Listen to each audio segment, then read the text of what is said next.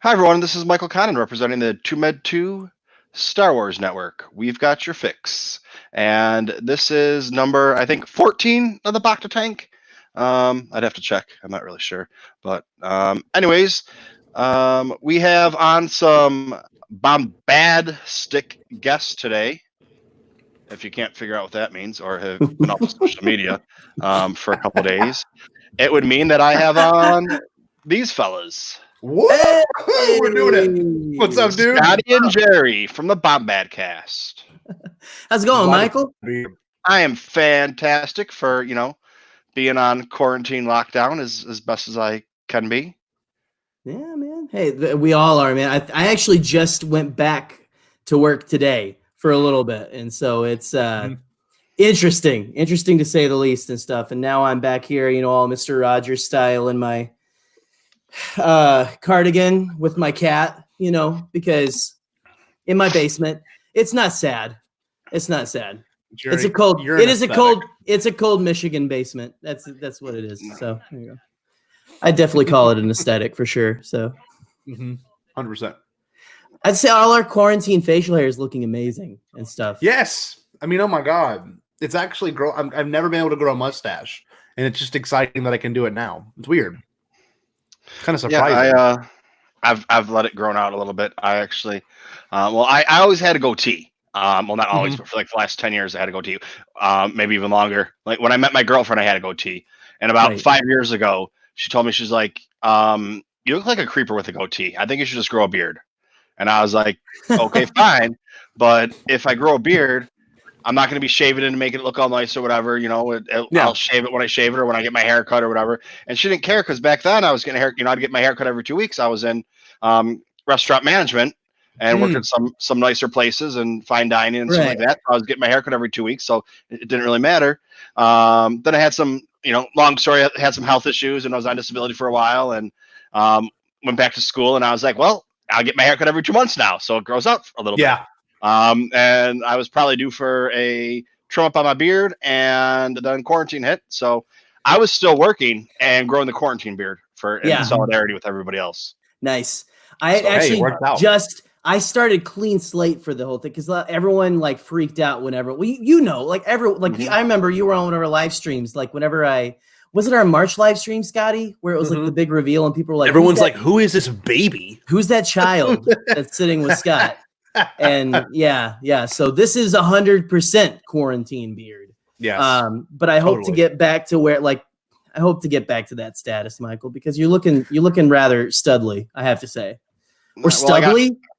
I got mistaken as a hipster the other day, so that wasn't too good for me. But it's okay. You can always be a punk rock hobo like me. So there you go. That's fine. That's what I'm trying to go for. Yeah. I love that. Where I'm trying to be the hip dad in the 80s, that's my aesthetic. I'm trying to be just look, I got my blue blockers on. This is not 18. It is 1987. And I'm like, yeah, no, I'm really hip. I love MTV and VH1. It's my favorite channels, and then I never actually watched anything on it. Used to be. Yeah, that's the whole thing. It's, VH1 and MTV used to be good when they played music videos. Just like the History Channel used to be good when there was history on it, not UFOs and everything. Now, don't get me wrong. I enjoy my good UFO show. And things like that. But when that's all there is, and that's your history that you're learning now or teaching people, it gets a little iffy. Which goes into today. I wasn't even trying to segue this. It worked out perfectly. I was going to bring it up earlier since it's Star Wars. The Pentagon released 3 videos of Navy pilots or Air Force pilots chasing UFOs today. Oh, do you have any idea how much Jerry and I love talking about this? You know how you listen to us on Bombadcast Ramble, right? So we're a couple of spooks. We're not like tinfoil hat quite yet. But we love stuff like this. We're not Alex Jones, of course. But who knows? Who knows, man? But yeah, I mean, so yeah, it doesn't really. Yeah. I mean, it's none of the crazy shit that you see, and flying really fast or whatever. No Mothman or anything. There's just a little thing that looks like what we know as what would like a flying saucer would look like, far off in the distance, but you can't really see. Yeah, You can just I'm see it on the watching right imaging. You can just see it on the imaging, and it kind of has it locked on, and it's just following it. And they Wow. didn't know what it was. So It's I mean, this one. It's the famous one, Jerry. This one that's been coming around the past yeah, few hang on, years. keep that there, so I don't have to do anything. Wait. Is yeah. it the one? Oh, yeah. Oh, wow, nice. But they released some new ones, though, right? No, that's the one. That's the one the Pentagon released today. Oh, the Pentagon released it. So like this already. So been, our like, brothers leaked our brothers and sisters on the front line were out there and leaked that. And Yes. so, right before the Pentagon. Okay, yeah. I'm just kidding. I don't do fight the power kind of stuff usually. I just am playing it up because they're calling us Mulder and Scully, and is one of us Skinner? I guess. I guess I'd be Skinner. Are you Skinner? And we're Mulder and Scully. Okay, I do that. You would make a very good, I think, Skinner. Honestly, like you got like that. You got like that quiet, strong type. Like who Remember that episode where he? Never mind. I'm gonna get deep dive weird. Hey, it doesn't really matter. I was gonna say. You remember there was an episode I was watching through this. I watched through the entire series, like 5 or 6 years ago. Like it was before I got married, obviously. I don't think I could sit down and binge watch the X-Files back to back anymore. But I remember it was well into the early 2010s, and oh my gosh, Skinner, great guy. You don't think of him in the early 90s as like a heartthrob guy, but there was an episode where like the beginning, he like has like an abduction thing or like back in the 90s when they shot it, but it hits you differently in the 2010s. Cause correct me if I'm wrong. Those have not come back yet, have they? I don't think in our demographic it is. And I don't care. Depending on how you split our demographic, I'd be at the high end of our demographic. Yeah. Rural Farm Boy, are Tidy Whitey still in? I mean, I don't know. We'll see. What he's got Rural to say. Farm Boy is still Rural Farm Boy. He's in the 1910s, 1930s, right? He's got the classics. So he's got the classics, man. Yeah. He wears trousers. I dig that, man. Trousers. But yeah, like we can talk about whatever we want to, because I mean it's mostly Star Wars focused, but like it says if you read the bio or whatever, it's like which Star we don't Wars. read anything. It's like Star Wars, my dogs, blah blah blah, whatever, or whatever I feel like talking about. And this is whatever I feel like talking about. And there's awesome. a couple of people in here that they're talking about they like UFOs and they like X-Files too. So we give the people what they want, and if they don't like it, then they'll go find it somewhere else. I love that our RFB is the smoking man. I'll take Rural Farm Boy. Anthony, you're Cancer Man. I'll take that. Scotty, did you follow the X-Files? Have you watched through that show? My stepfather loves it, and he loved when they brought it back. But myself, no, I haven't seen all of it. I haven't seen a lot of the new episodes. Honestly, I need to get into it. But, this is now an X-Files. From what I've seen, I liked it. It's a classic show. It's a classic show, and it will just get you even more spookier than you already are. But anyway, Okay, so they released that video. What else did they release? Did they release anything else? That's the only one I could find. But I mean, you might have more, I guess, research on this, Michael. No, I just saw it today on Twitter. I saw UFOs were trending because I have my trending set up that it trends in New York City because that's where I am. So I don't really I don't really care what's going on trending in the rest of the country because it doesn't really affect me. If it's big enough, there's an earthquake, it's going to trend in New York City anyways. So if it's anything big, I'm gonna know about it. So I just have it set up like more regionally. And UFOs are trending. I was like, oh, did we see a UFO? And it's like, oh, Pentagon releases 3 unclassifies or whatever, declassifies whatever it was. 3 videos or and that was the only one. Aerial phenomenon, UAP. Yeah, so those were the only ones that I saw. What is wild to me about all this is like no one talks about it. For one again, there are bigger things going on in the world. I mean, we think. I don't know how that falls for you. I understand. Like this, it's kind of funny. It's almost like they were like, you know what?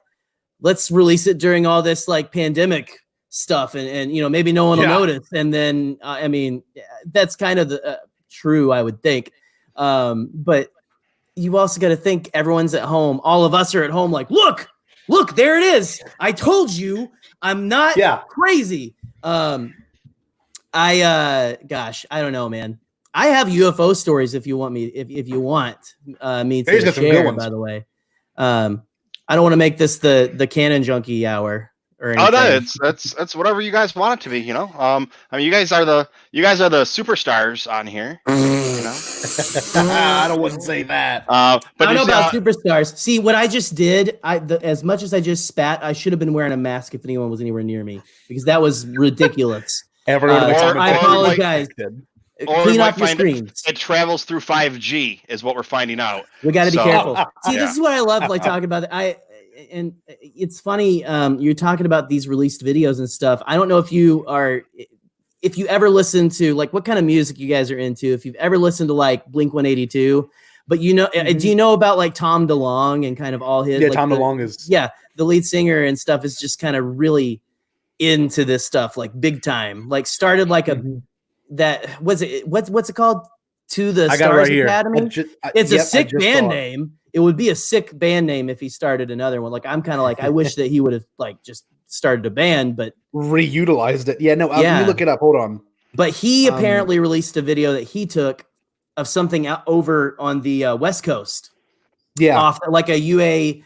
Oh, was it a unidentified? Yeah, well, it was aerial UAP. Phenomena. Well, area phenomena, but it was like a USO.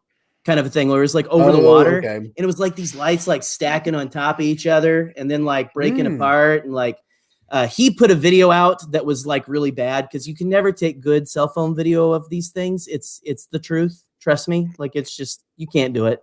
But I mean it's kind of crazy. You guys are like Googling it now, aren't you? Yeah, I'm looking it up. I'm looking up what is To the Stars Academy, like yep. Tom DeLonge, though, like they just, I think this was a couple weeks back because I was listening to, I'm back at work. So I'm back on my podcast schedule. I'm getting caught up. Okay. Yeah. I've been off of it, man.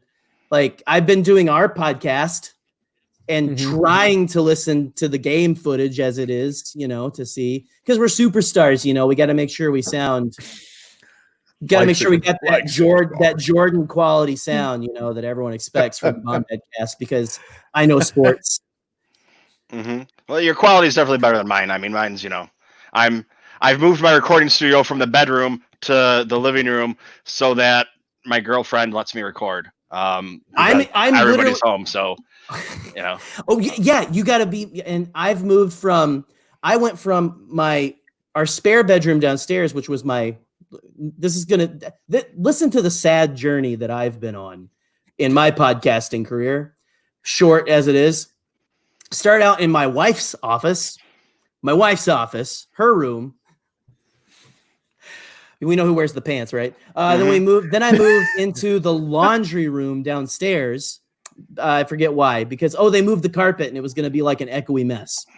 And now I'm in, my podcast studio, which is essentially like a room that locks from the outside of the door that I think it's half painted. The part I'm looking at is less scary because I put a TV and a couch and an R2-D2 like cooler. I wish I could like turn the computer it would be very shaky and bad, but I have like this really sweet R2-D2 when they released the Phantom Menace in 3D right before the Disney thing I got for Christmas from my in-laws, like one of those like coolers you see at like a gas station. And like I filled it with like some beers last summer when we had like some people from church. It was great, man. That's awesome. All that to say, it looks like it looks like I'm podcasting from this way from a nice little like, you know, YouTube studio kind of thing. This way looks like Jigsaw has got like a kill room set up for someone who was a bad parent. And the door locks from the outside only makes me like a little more like, I'm like, what are you trying? What was this before? This house was built in the 1940s. So I'm like, I don't know, was Aleister Crowley living here doing some kind of weird like torture experiment? I don't know. We're getting esoteric. I'm getting esoteric tonight. So go on. Well, I mean, you know, and in a few years you can switch rooms and then it locks from the outside. So it's perfect. Yeah, I'll go out into that room is like even more dungeony than this one. Okay. I'll sit in like there's like the floor like empties down into a drain because it's a Michigan basement. And you know, it was built in the 1940s. This is the only room down here that has sheetrock. So here we That's are. awesome, man. Yeah. Well, look, yeah, Jerry, man. I'll bestow a gift upon you. I was showing this to Michael earlier before we started the stream. Thanks but for coming down from the mountain finally. Oh. Well, hold on, wait. Yeah, no. My great uncle texted me the other night. He's like, "Hey, I found something for you. I'm gonna come by and bring it by the house tomorrow." So he left it on the doorknob, and I really wanted to visit with my aunt and my uncle. Well, they're my great aunt and uncle. Regardless, wanted to visit with them, but they left. And in this bag, I open up, and it's this. Jerry, you're gonna get a kick out of this. If Michael doesn't get a kick out of it, I'm gonna be pissed. What is it? Whoa. Oh, What? I already saw it. That's old news, Jerry. Me and Sully got this thing going on now. You guys are best friends now because you were talking before because my kid wouldn't shut up. Dude. It is I love my child. Amazing. Look at this. And it's got like the people's birthdays. So is it like okay, is it like a folded like that's legit from 1984, right? Dude, it's not a reprint. Like in mint condition. No, it's in mint condition. Literally, it's like it says right here. On Wednesday, January 11th, 1982, principal photography begins on Return of the Jedi. How cool is that? So it's got like things, like it's got like Harrison Ford's birthday in here and stuff. I looked at it earlier, but like how cool is it? It's literally nothing was written on it, nothing was scratched out. It is all seriously just how about that purest condition. How about the font? How 80s it's amazing. Is the font for the dates? It's amazing. Look, can we see that again? Can I see it? Sure. No Johnny Alva. We got Max Rebo. I know that Michael had his Max Rebo. He might be the puppet might be propped up against the wall somewhere of the Yuzum. Who knows? Well, here, I can do see this. It. Oh yeah, look do that. Look at that font, man. The font is beautiful. I want to make like a Bombadcast T-shirt like that. Oh, it's a great aesthetic, dude. And okay, like some more things in here. You got this 6-shot, which I don't think gets enough credit at all. How cool is this? Oh my god! This is in the movie, right? Am I wrong? That looks like no. That's in the movie, and that's you get great, and that's a great picture because you get all the background characters that were, you have Morian Guard, you have the Skiff Guard back there, you have you got what's the squid? Got a Nikto. There's a Nikto, the Nikto Guard, which that one specifically reminds me of our boy Nico. Who am I talking about? That's Luke Skywalker doing his best Rick Grimes impersonation. It looks like it's like 45 degrees the wrong direction. Usually Rick Grimes goes like he's shooting his gun. I haven't watched since there's a the last couple as well. Seasons. Yeah, that's the kind of centerfold we like. We're nerds. Yeah, hubba. That's the centerfold. It's a Bombadcast that's the stream. There, huh? That's the stream, guys. That is a TooMedToo's centerfold. Yeah, sorry. Scotty, we stop stealing Michael's show, dick. No, I know, but I think Michael's appreciating this. This is really crazy. Oh my. I can't wait to talk about this on Bombadcast too. This is really crazy. There's a couple of good ones. There was oh my god. Plug. We'll see all the news drops here first. Yes, that's it. Scotty got the calendar, and a couple weeks ago I had on Tatooine Suns, and they officially told us about their deal. Nice, they didn't come out and say it. They said, we just have it on good authority that there's going to be a podcast that you guys know, and they kind of gave us the quick little details about it. Okay. I said, all right. Dude, Monday's a great time to do a show because apparently they just drop all kinds of crazy Star Wars news on Monday for some reason. Like today. I mean, we're getting the full Skywalker saga on Disney Plus. What? Yes. I just imagine Matt Martin and them like in their PJs, like Pablo Hidalgo, just like with like a, fanboy tears mug. Like depression, but like, I hate Mondays. Like gotta push all this nerd news out. Push it all out so they can freak out in time and get it all out of their systems for next week. So, but I mean, that's I can't even talk now. It's like I don't even know. Mondays I think are the good day because you get a little stuff that comes out Monday to keep us satisfied because we, they have to take care of all the crap that came out. Yeah. Fake news over the weekend because people need to hit their algorithms. That's so true. And then whatever comes out Thursday or Friday still kind of carrying over a little bit. That's why I'm horrible at making notes or showing notes or whatever. I just kind of whatever we want to talk about, we're going to talk about, and we're hopefully hit it. So I think the only other thing we have the saga is going to be on Disney Plus. The only good thing about that is I think most of us probably have the DVDs or have it on VHS or whatever, or have it on some Betamax. Some of us might have so that you have the originals then. No, I'm joking. I was gonna say I have like Rise of Skywalker on Betamax. It was, I had to go to a sketchy like back alley before they shut everything down, and I was lucky I made it there. I did wake up in the alley the next day, so I don't know what happened to my wallet.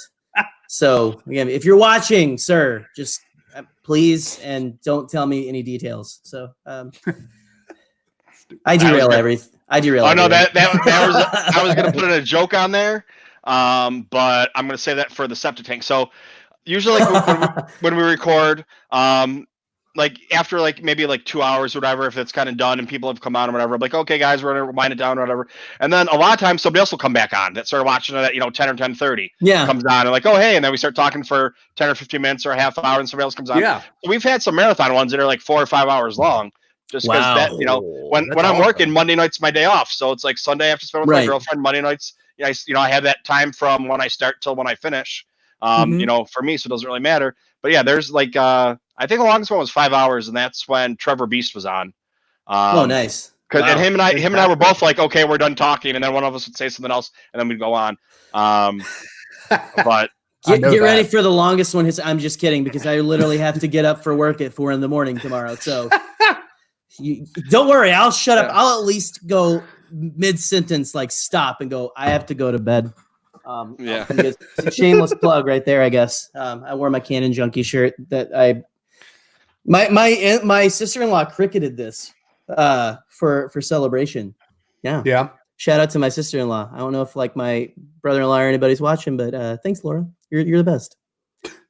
Thanks. Yeah, but I have the first 3. Well, they're on my old computer, which is broken. I needed to get information off of that to put onto this one, which is probably also going to be happening if I do get that. If the May 4th plans go through, I'll have that on this computer also. So sweet. We'll do I can do a watch party, and then the way the loophole is, you do a watch party, but you send out the invitations, or you just invite certain people, and you do it on YouTube then, and the only people that can watch it are the ones that know the can put in the the code or whatever for it. The unlisted link, right? Yeah, the unlisted link. Yeah. So if you go and search it, in a minute stuff. Yeah. So if you don't find it, like if when YouTube goes to search it, or whoever from Lucasfilm or whatever is searching YouTube for stuff, they're not going to be able to find it. So I can show whatever I want to show. Just as long as they don't have that. So those will be some of those watch parties coming up. Hopefully after the 4th, if I get it done. That's amazing. Yeah, so Ian, we still need to talk about that if that's still going to happen on the 4th, but make details since you're in here. Anyways, but yeah, so I have those. Just need to get those transferred over. But all right, so you guys have the Bombadcast, the podcast of the Jar Jar Binks. We're actually venturing into video now. So we announced that recently we were on the Beyond the Blast Doors network. Pete and David were like, all right, let's get these 2 goofballs in here. And they did. And we're actually going to be doing video podcasting as well. It's going to be weird. So we're recording our audios and our videos now, like we just did last night. So our most recent episode coming up this Saturday is going to be about Star Wars introductions. And yeah, it's weird. It's like we've now gone like full podcast circle, started at this one point and you kind of build up, you got this little fan base going, and then all of a sudden, bing, we're going to hit a video thing. And now we're repeating again. It's weird. I don't know. Yeah, see, I went the other way. I wanted to make Star Wars friends. And like I had never listened to a podcast, never done. I watched a couple of YouTube channels. And I was like, wow, this is easy. Those guys are idiots. I can do this. If they can do it, I can do it. I'm going to make some Star Wars friends. Exactly my thought too. And then I started doing it. I made a couple. Look at me. And I mean, I'm still making bad videos, but that's why I don't make videos anymore. I just live stream because that's easy. Wait for next Saturday. So easy. Yeah. And then I got the guys from Rogue One and making Star Wars the East Coast side. We're having a meetup, and I had no idea who any of these guys were, and they invited me, and I went there with like worried about what are these guys going to be like or whatever. And I go there, and I'm the biggest nerd out of everybody there. And I become friends with them, and and over time, you know, I end up going to a celebration with a bunch of the people and everything, and still friends with them, and you know, do some YouTube videos and stuff like that. But the secret is I started putting my YouTube videos on my Monday night ones onto a podcast. So when I apply for my badge, my media badge, I not just have a YouTube channel, I have a podcast too, to make it look a little better. That's very, very so, official. And I started I was like editing them and trying to make them like sound good. And then finally after, you know, because like when they're 3 hours long, and being that like I'll get up and get a drink and leave whoever talking, and they don't have anything to talk about, so they'll just sit there for a couple minutes and, you know, come back. If you're watching on video, it's fine. But if you're listening, you have no idea what's going on. You're like, what's, you know, this is really bad. This is crap. So now I just don't even care. Now I just started, and a lot of them I have to break up into two because I'm using Anchor. And they're too long to put in on one thing. So I have to put them on. If they're over like 2 hours or 2.5 hours, you have to break them up into two. So now I just cut them in half and put half on, and, you know, part one and part two, and nobody listens to them because no one knows that I have it. I don't really push it.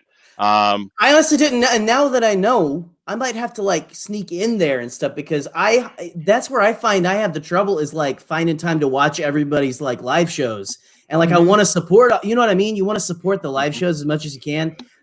We talked about it the other night, I think, on our like stream with Beyond the Blast Doors and them. Like, Anthony, real farm boy, dude. Like, kudos to you. Like, you're how does he do it? That you can do that. I still think you're a time traveler, which the 1930s stuff makes sense. But like, now that I know that, I'm gonna have to like probably check that out, Michael, and stuff. Well, and, like, actually get in on it. Double speed. That's how I think people get through our podcast, because I think we're one and the same. Yeah. Well, some people, some podcasters or content creators have a problem with that, because, you know, when they think that it should be done normally because they're putting on like a show for your content. So if they're telling a joke and you're listening to double speed, you're going to miss the joke because you're not getting, you know, it's not the right cadence for it, or things like that, right, or whatever. But me, I'm just trying, you know, if the joke's funny, I'm going to laugh whether you're talking fast or not. When I listen to you, if you're not on double speed, I think there's something wrong. I think you're drunk, and that's just at normal speed. And not you guys personally, just anybody. Oh, that's the best thing. If you go back and listen to your own podcast or any podcast at like half speed, is the funniest thing you'll ever listen to. It's amazing. Yeah. Everyone sounds drunk. It's amazing that's all that happens. It's just like you everyone says, like, you know what? It's like, how in the world is slowing down your words that sound so well articulated? I can say well articulated, and half speed it comes out well articulated. Yep. It's like, how did I miss all those syllables? Like, it's like they have Bobby Moynihan come in and do drunk uncle of what your lines are, like slow or whatever, you know. So yeah. But like, my claim to fame is, for a little while I was surpassing Rural Farm Boy on my listening lists, and he was like, you know, how do you do it? How do you do it? Or whatever. So you guys do a lot. I had to tell him the sequel. I'm telling you, double speed, and it's like you get used to it. Like you, I have ADD. I can't do that. Depending on what podcatcher you use, you got to work your way up to it. Right. And the only one I don't listen to, like the English ones and Australian ones, are really hard to get down because of the accents. Screw those guys. Once you get up to double screw speed. Blue Bantha Milk. I don't even know who they are. Matt, and I'm having a brain fart because I got up at 4 a.m. Sean. Matt and Sean. I want to call him Sam. I'm sorry, Matt and Sean. I know your names. I'm an essential worker now. Yeah. Feel bad for me? I'm making car mirrors. It's not that. Yeah, anyway. Until you're on this show, you don't exist. So there's only about 4 podcasts in this world right now, or 5 maybe. I love that, dude. I see. So that's why your listening list is so easy. No, I'm just. I love that we talk about, though. I love to hear you talk about, because it almost sounds like we're training for a marathon and stuff. It's like, you got to work yourself up to it. But once pretty much. I would understand, because like you got to train your ears to listen to that, right? Like to catch the stuff. I have to rewind things sometimes because I miss. You know what I mean? So I'm a slow podcast listener. But it's. I mean, I've talked about it. I mean, for me, it's easy. If you figure all the dead time you have, it's a little different for you because you have a daughter, so you need to pay a little more attention when things are going on around you. Right. But you get up in the morning and you take a shower and you have some breakfast or whatever, and don't have the TV on or the radio. You're on. way overestimating my morning routine, but go ahead. Go for it. Okay, well, no, you're good. and I'm saying for or whatever it is that you decide to bathe yourself. That amount of time you can, that amount of time when you're doing your daily constitutional and then taking a shower afterwards because you don't have toilet paper because everyone's hoarding it, so that's the only way you can get clean. There's a half hour. Well, if go out in the yard and let the morning or whatever. Well, if that's a half hour for you to get up, take a shower, take a poop, get dressed, do whatever. That's an hour worth of a podcast you can do right there. So that's what if you figure most of them are about an hour long, on average, because you have some that are 10 minutes. Yeah. So I mean, you take one that's an hour and a half and one that's 10 minutes, you're still under that or 20 minutes, whatever, you're still under that hour marker. So you can kill a podcast just getting up and taking a poop and taking a shower in the morning. Yeah. Well, then you have the monstrosities of the monstrosities like us, all of us here. Who we're like, no, you're going to listen to it just because we like to talk. So welcome to the show. Welcome to the big time. I'm almost confused. When I get a podcast, it's like 30 minutes. I'm like, what do I do? Like, do I listen to this? We're like, how much longer? Can we go much longer? Do we need to make another fart joke? What's going on? Yeah, it's just funny. It's like I forget that some podcasts don't have to be an hour plus or even less than 45 minutes. I'm almost like, I'm going to spend 45 minutes listening to this. And then for an hour, it's just weird. I don't know. I can't figure it out. Don't know why. That's what I was saying. So I have after we go on for a while or whatever, sometimes it gets a little crazy and people get all goofy or whatever. And I was like, okay, I'm going to try and shorten those ones down a little bit. And I'm going to do a Sunday night one, but there's just, we talk about whatever we want to talk about. And that one's the septic. So Bacta tank's on Monday, and then Saturday night is the septic tank. Because, then you can get up in the morning and go to church and repent, right? Yeah. Because that way, my mom. I love that name, by the way. Yeah. Because it says not safe for work. Mom, don't watch this. And then it's whatever we're going to talk about or whatever. So anybody that can be offended by it, it's like, listen, I mean, if you and I, later on, I'm going to be opening some. So that's the other thing. Towards the end, I always open up whatever. I save whatever items or toys I got usually for Monday night. And I open up mine here. So like this, I got, unless it's something good or big that I know that I got or what it is. So that could be a bad joke on the septic tank, but I know what it is. Then I have another show I do, Collecting with Kylo, my buddy Kylo from Kylo Customs. Okay. And so we've only done a couple of them, but it's like I had a case of Funko Pops sitting around from Force Friday that had just been sitting there unopened for a couple months. So I opened all those. And then I got the some other ones and stuff like that. But so we'll do it then. But other than that, I do them now. But yeah, so the septic tank, and that way, I'll show you the toys that I got. We had one of our friends on there showing us her toys, and they were definitely not safe for work, if you know what I'm saying.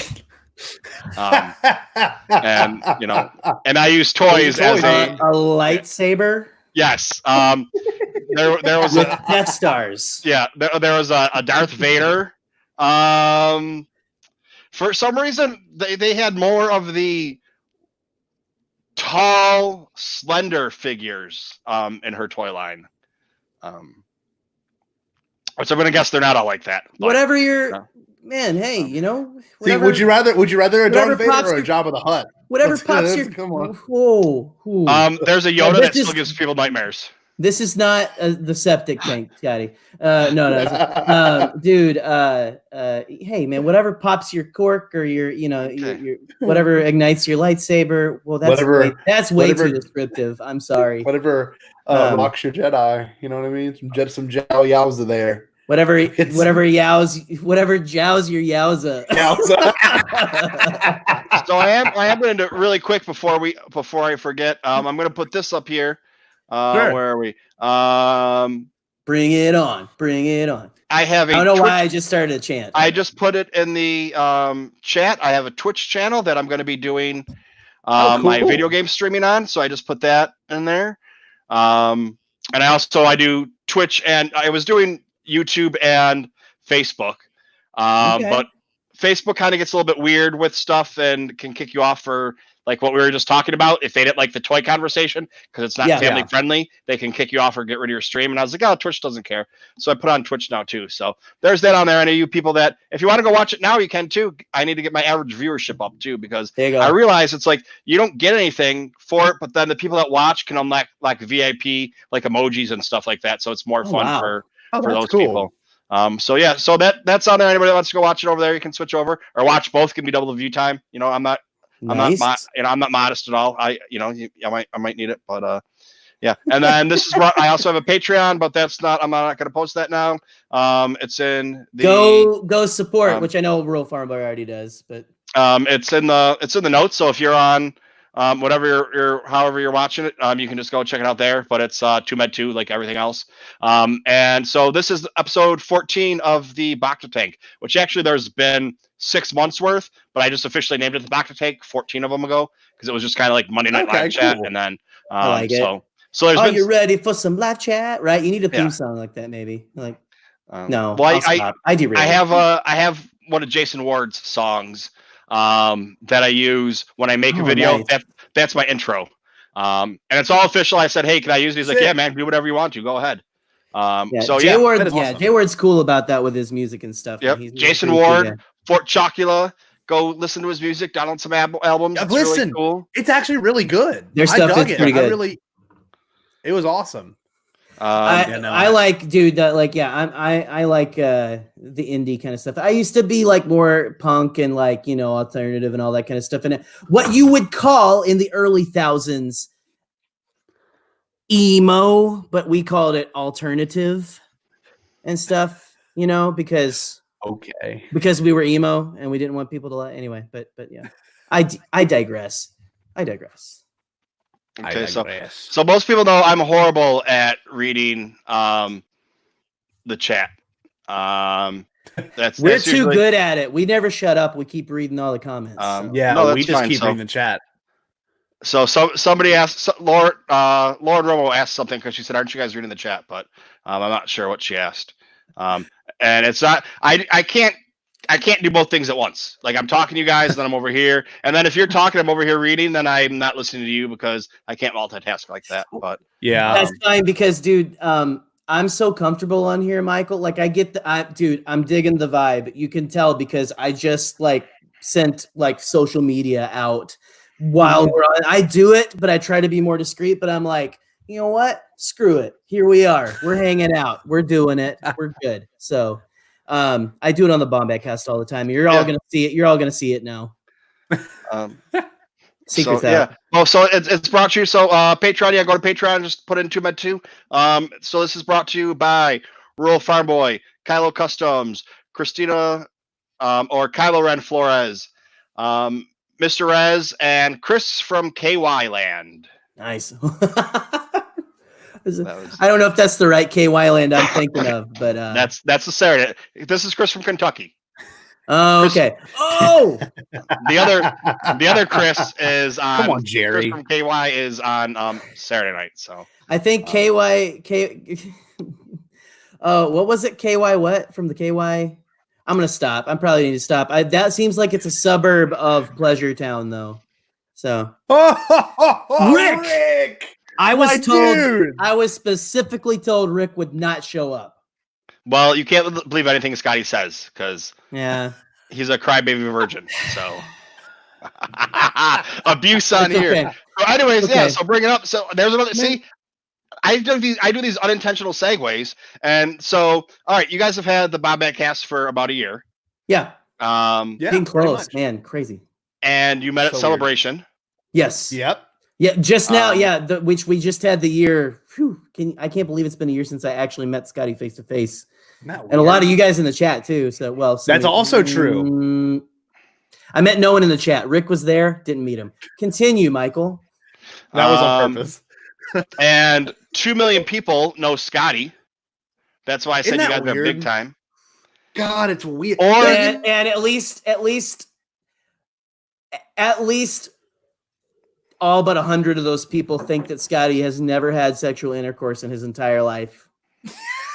On that, but the worst part is, it's like It's so weird. They make these comments and they don't bother me. They really don't. But it's funny they don't think people see them. You know, I find that the most interesting. They think like, and in some cases it is the case. Most compilation reaction videos are not made by the people that are in them. So this one might be an exception because their comments are just like literally one is like, this should be the government should just lock this room and gas all of them. I'm like, that is like insanity.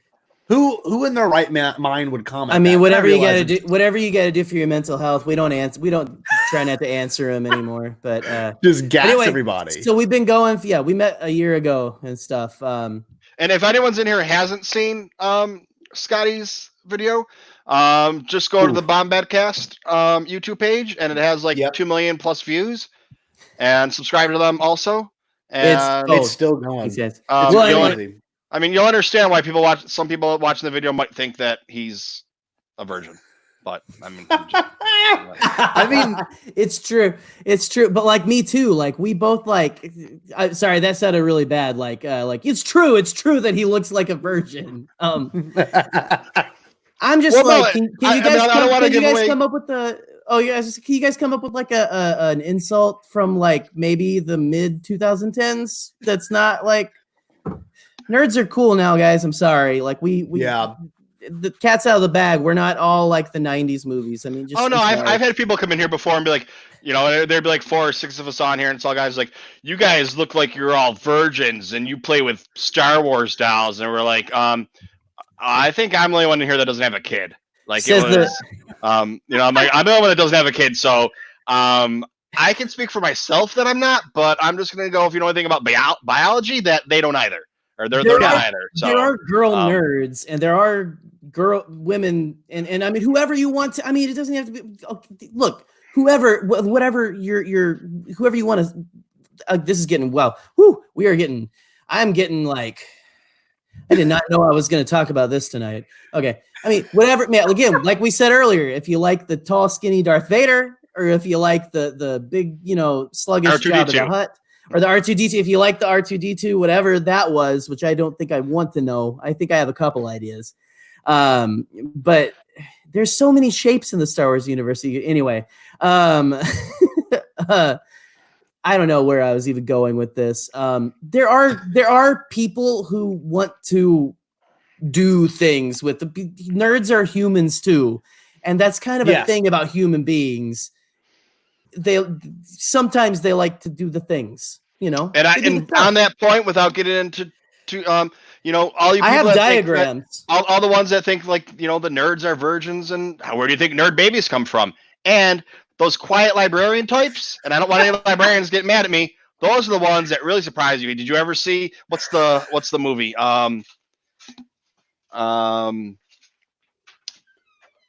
Wedding Crashers. Wedding Crashers. Is this you have to go to the back of the store to rent? Or? No, not those. But like Wedding Crashers, right? Isn't that where he has the nice little girlfriend and she ends up being some nasty freak? Gentlemen, I didn't mean any judgment by that. Okay, I was going to explain, Scotty, video stores were something in the 90s that we used to go to all the time and watch movies. He's a little young. I just said I'm going to go let Paul know. Okay, I'll let Paul know, and he'll come elaborate. Oh. I'm going to apologize right now for whatever happens with Paul. I don't know what's going on. Michael, anyway, so Wedding Crashers is a great movie. Yeah, but isn't that the one where he gets the Isla Fisher. Isla Fisher. Yeah. Yeah, she's in the movie. She's like a virgin or whatever. It's like, anyway, man. Until you find out she's not. You're right. We talk about everything on here, and it's even worse that me and Scotty are here because we're so all over the place and all that. So, and you have, Scotty's got the children coming in to watch them sometimes. I mean, they're not going to come on here because but they go on. So this is where you can come and get it out of your system, right? And then it's like. We always say Bombadcast is PG-13. I mean, we have not shied away from these kind of topics, but we definitely haven't talked about Star Wars vibrators before, as far as I know, because found out a couple weeks ago, I don't know if you listened to that episode, Michael, my parents texted me after an episode, were like, hey, we listened to your episode. I was like, oh, shit. Like, what's going on? Yeah, so, I mean, we talk about UFOs and Star Wars vibrators and anything you can I was gonna say fit into the podcast, but that really wouldn't sound too well. Anything? Well, you don't want to. Yeah, you got to be careful. It's got to be consensual and all that. So we're talking about Star Wars vibrators, and Scotty's like, "I'm gonna be back in a minute. I got to show you something." I know. Oh man, do you mind if I call out the Beyond the Blast Doors, the chat? I don't know. I think it might be David Amaletto. Is that Mr. David? Is that Ammo himself down there? Where is he? That's not the one I wanted to show. This is Real Farm Boy. I'm missing it. You guys are talking too fast. You guys are like a mile a minute, man. Hey, how's it going, David? What's up, buddy? Yeah, man. This is, I don't know. David, you'd enjoy this conversation. We're talking about vibrators. So how's it going? What's up? I don't know. Yeah. We'll see. We'll see what happens if I get a text or something. So, but it's not a part of your contract anymore. I know. Yeah. See, now we have to be official and stuff, and so we got to come on here and get out the weirdness and all that. No, we got to save some weird for the Bombadcast, I guess, because it's just that's just the brand. So it is what it is. I don't know, man. I don't know what Scotty's doing. He said something about. Well, there you go. I don't think you have anything to worry about because. Oh, okay. See, that's smart because you got to get the ones without the batteries and stuff. Yeah. It's just. They eventually run out. Who wants to go through that many batteries? You don't want to keep going back to the store because that's just, and especially during a pandemic. Well, Amazon, you can buy the big, huge packs for your big, huge pack. I actually went to Sam's Club the other day. They didn't have like a giant crate of vibrators or anything, but they did. I'm just like, I didn't think about that. If you need that's the best place to buy batteries, I feel like. But I've never gotten them. So if you get them from Amazon, you say, is it like how big of a pack can you get, man? What we talking? Because I'm kind of like chomping at I love battery talk for some reason. Like you tell me you can get like 50 AA's in a package, and I'm probably gonna flip my lid. So I got AA's from there that's what you need. You're right. You need AA or AAA for your remotes, depending on what they are. Yeah. Well, some toys too, but that's different. And they came in a box that was probably like this big. They were 4 packs, and they were 6 or 8 4-packs, so like 24 or 32. I think they might have had larger ones also. Man, I'm sorry. There's just so many. Like I got so many. My inner Michael Scott. Like they got larger ones too. It's like holding it back. That's what she said. Phrasing is key. It definitely is key. So, oh man, almost septic tank. I know. Real Farm Boy, man. Hey, Anthony, I'm probably gonna push it to that because that's just it's the mood I'm in. That's the mood I'm in after a day of work, man. Well, there's been. I spent my day among the people today. And so I'm ready to go. So the first septic tank that there was, right after it was done, went to private. Really? Yeah. It was done, and it was like, okay, deleted off of Facebook, and it went private. The other 2 haven't been too bad, so those are on there, but they're not, and it says not safe for work, and and I'm the one that's judging them too, but it's also. People that are on there, because I want, if let's say you said something right now that right afterwards you're like, I shouldn't have said that. Can you edit that out and be like, it's too much work to edit. I'll just take it off and we'll pretend there wasn't one this week. You know how many? And if I edit it, nobody gets to watch it. So if I just put it on there as private, and then if you want to see it, I'll send you the code so you can, or I add your email address so you can go watch it later on. There's so many times where someone has asked me and Scotty to edit something out, and we haven't edited it out. Isn't that right, Scott? Or did you find Paul? Scotty. I'm trying to listen. Hold on, I can't hear you. Oh, you're good. You're good. Scott is the biggest a-hole I think I've ever met in my whole life. Totally. Hey, you can hear us. Rick was worried about I can hear you. Rick was worried about you. I'm fine. I had to go handle a situation, but now I'm good. They're dead, so it's good. They're fine. They're good. They're dead. Was it pooping? Did you have to poop? No, it was not that. Why would you even say that, you sick, phallic, nasty little Ewok man? Did you call gross little boy? Did you just call me phallic? think I've ever been so proud and insulted at the same time.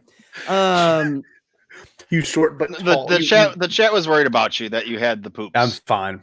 I wasn't. We thought you might have. We thought you might have gone out and like I don't know, been tackled by a homeless man with the Rona or something, and we were like just worried you wouldn't come back. So I did get a pair of his glasses, so I guess we're good. So. Yeah, I mean, sure, yeah. All right. It's pretty had to go make sure that the EOP was properly taken care of on a stable outside. So right. I live in Baton Rouge, and there's EOPs everywhere.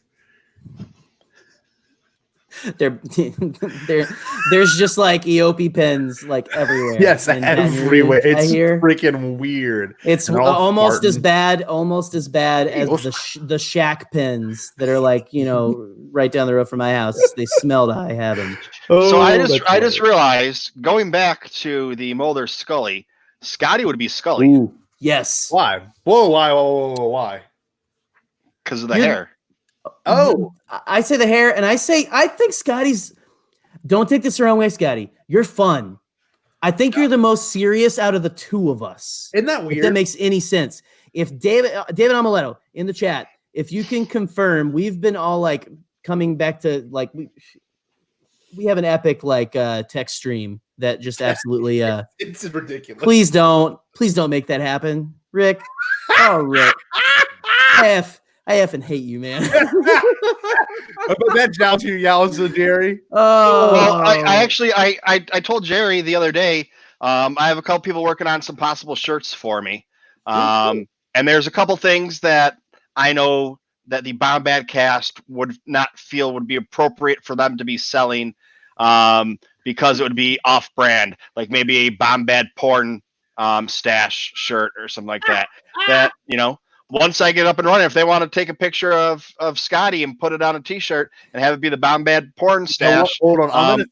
You can put it on my. Send you a picture right now that you're going to love. I'm going to DM you real quick. Oh yeah. I was going to ask you, Scott, if you want to meet. I was about to post that today on just the Bombadcast Twitter and stuff. Let's wait tomorrow. Hold on, I'm going to send it to you right now. Just check your Twitter DMs, Michael. You'll see. You'll. Are we going to put it up on the screen, or are we just going to like? Are we going to? He might. That's up to him, because this is going to be what you so desire. This is the design you need. I can't wait to see his face. Oh, good night, Camray. Good night. Let's see here. All right. Pete Fletcher with Around the Galaxy said that it is hilarious. What do you call it? Hilarious, disturbing, and beautiful. I don't know. Wasn't that at the very end? It was something that was really funny, though. Something like, should we market ourselves as the sexiest podcast network? But yes. I think TooMedToo's network actually takes that cake. Quite frankly, yes. That looks like you're trying to sell a perfume that smells like it's got bits of real Gungan in it. Like that's really what it looks like. Look, this is what David is talking about in the chat. This is the VHS. Put this down. If you find it in your local, say Vincent de Paul or Goodwill, you do not want to see your VHS player. No, if you watch the whole thing, then in 7 days you'll get a phone call and you'll die. So you really got to be careful with it. You got to. Oh, it's Jar Jar on the other line too, which is weird. Right. So this has been the longest I've had anybody talk about how they met each other, and so all right. So you're not wrong there. So how did you two meet? Hang on, I'll be back while we're talking about vibrators, and then you come back without one because you finished already, and then whatever happens, I don't know. Oh my goodness. All right, so Scotty has this epic time at Celebration. Mm-hmm. There's video of it. Yes. You two didn't know each other at the time.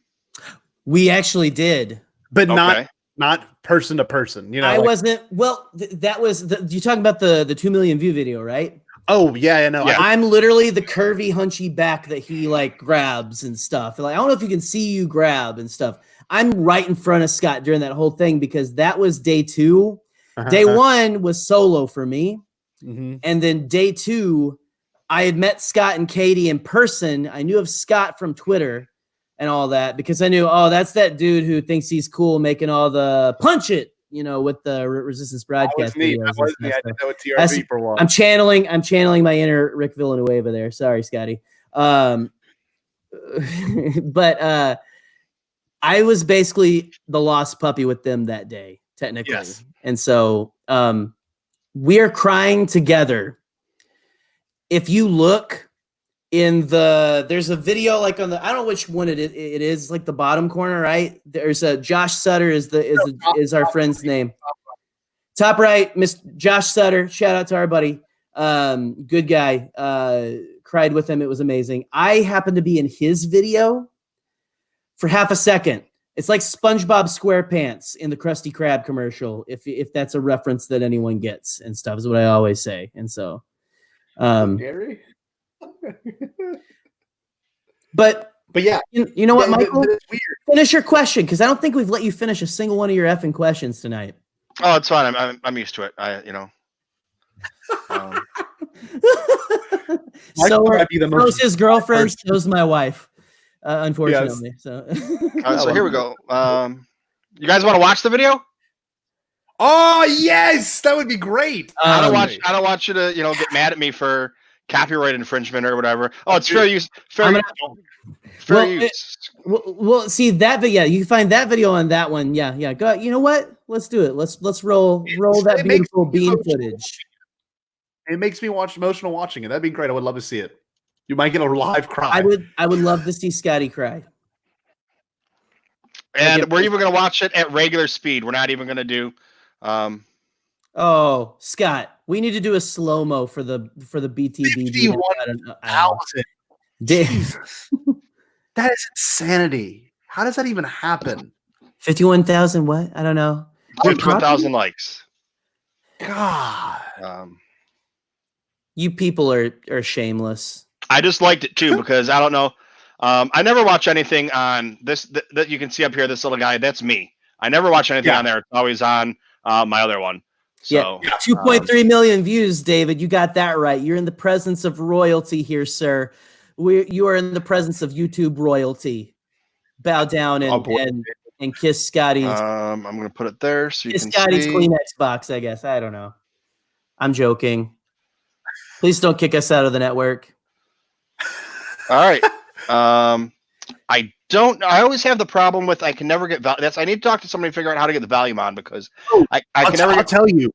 You want to walk you through it real quick because it's easy. Yeah, you go ahead. Let him know because I was gonna just say Scott do the Foley work like right here, like live, vocals. Okay. All right, here we go. Well, Michael. Yeah. What it usually has to do when you're in StreamYard, because we do this too on our show. Yep. You go and you click you want to play or share this screen. So you cancel this share screen and then you choose the tab you want to share. And then at the very bottom, before you click OK, it says share audio or something, share audio as well. And then you click that. So like cancel this as your shared screen. Okay. Then go and click share screen. Share screen. Yeah, and then once you see the tabs you have opened already, you will click whatever one you want to open, and then you at the very bottom it says in a square like share your audio or something. Oh, okay. Because there's so many. So would you look at that? The other day we did karaoke, and I didn't realize that I was singing a cappella because no one could hear what I was singing, except for my girlfriend that I woke up at 1:30 in the morning, and she just opened up the bedroom door and the living room and put her like hands together like this, like, oh, I'm sleeping. Oh, I don't even know if the camera's still on me right now, if it's on the other one, so you can't see my gestures. It's on. I think you will. I don't know. So she was like this. She just walked out of the bedroom and went like this. And I was like, okay, sorry. And I finished the song I was singing, but then I was like, all right, you guys, I can't sing anymore. Because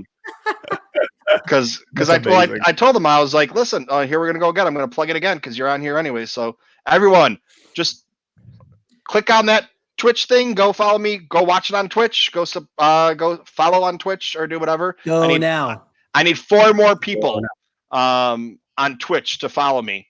Go now. We got at least 4 people in the chat, right? Like, go for it.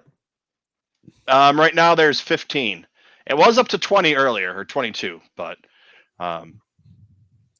Rick, yeah. I'll get a haircut. I'll get a haircut when you change that freaking attitude, sir. Also, when the shops open back up, a razor shall not touch this head because I took a Nazarite vow. So does anyone know the real Rick, or is he just staying in character? That's the question. Rick is a character, I think. I don't know because I think he photoshopped himself into all the photos that he's been posting of me and him being like, literally me and Rick are in like 10 photos, 5 to 10 feet away from each other. That's not really Rick though. No lie. I know. That's it's Diego like Luna. he's doing that. Like the real Rick is like, that's why you were like you had that really dark background.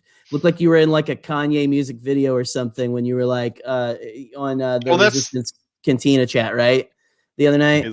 So you can't really see him. That's what I'm saying. He's like, he's trying to be that spy, so that maybe he's like the nicest guy in the world, never says a curse word, never makes fun of anybody, never says anything bad. And then all of a sudden he's like, wait a second, I'm really, this spy guy. So I got to have this debonair attitude and posturing. So, all right. So I don't know how many people went over there and did that or not. If anybody did it, I appreciate it. Rick did it. So Rick, I appreciate that. Thank you very much. Rick also said he's for like 4,500 of the likes on this video. So thank you, Rick.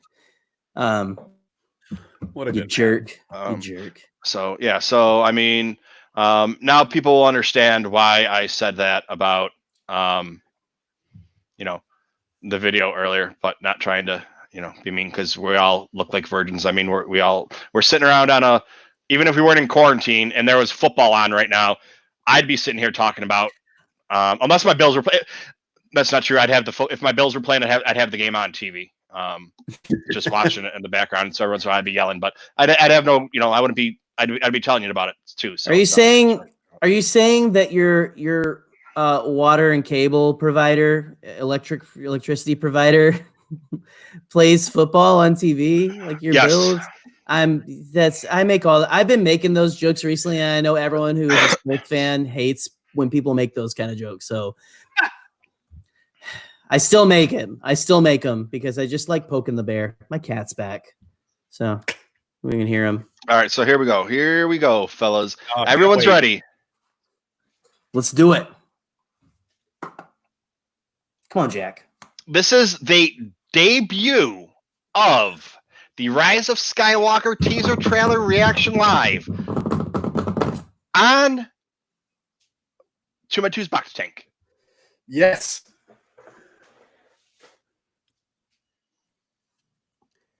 Yes, maybe. Mr. Scott. I expect you to cry. Here we go. That's me touching Jerry right there. That's me touching Jerry. There's my hunchback. As you can see, we got TRB crew in the top left. We also got Sean right there with Blue Bantha. And then a bunch of videos come on screen right around here. I was gonna say, I forgot you could see Sean right there, like the lovely. That's crazy Matt. Enough. That Matt. I'm sorry, Matt. So crazy. You can tell we're great friends. There's a part where I jump, and you can literally see me very top left of that bottom left video. It's very hard to make out. Like you would really have to be standing the bottom left of the left video. Yeah, pretty. See the guy wearing the solo shirt? He's wearing a solo shirt, right? Yeah. I'm right next to him. Video underneath. Over his shoulder. Can make out my beard. Over his right shoulder is Matt. His left shoulder is you. Okay. Yeah. Again. Matt and Sean. The fact that they used the old tagline, by the way, they used the Phantom Menace tagline. That was incredible. That's why I freaked out there. Oh, that was amazing. I'm getting chills watching it. I love this video. So sick. I'm starting to get the chills now and stuff. Yeah, there you go. This part was incredible.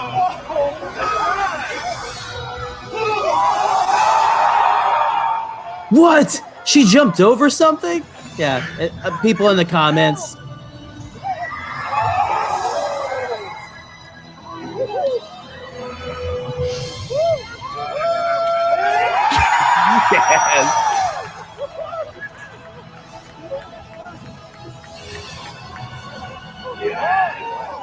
This is a great trailer.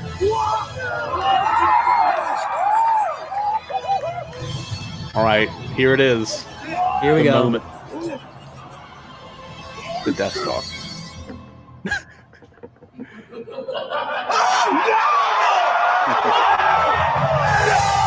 But no one can.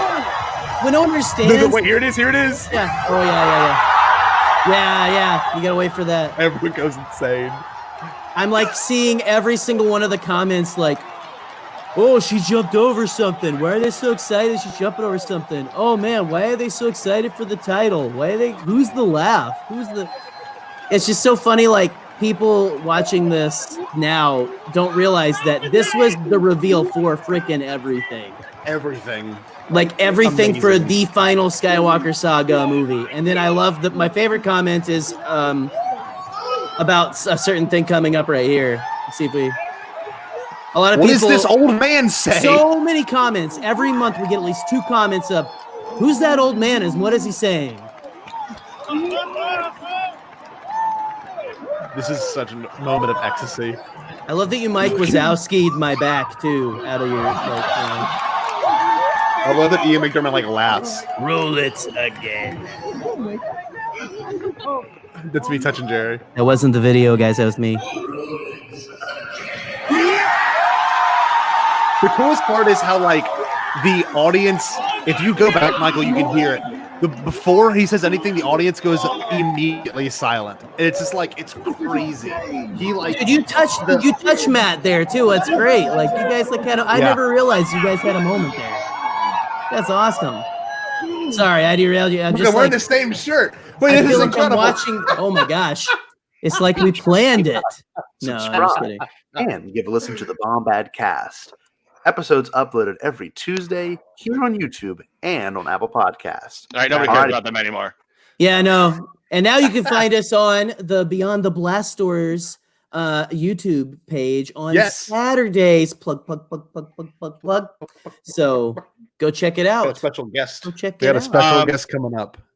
Which I'd like to point out, the TooMedToo's Star Wars Network would like to point out that on the announcement day, Rural Farm Boy said that the Beyond the Blast Doors Network is going to be his favorite network.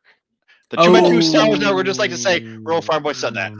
So you guys have Rural Farm Boy in your pocket. Okay. I love Anthony. I consider Anthony a good buddy of mine. There are 15 of you and only one of me, so I mean, I'm just saying.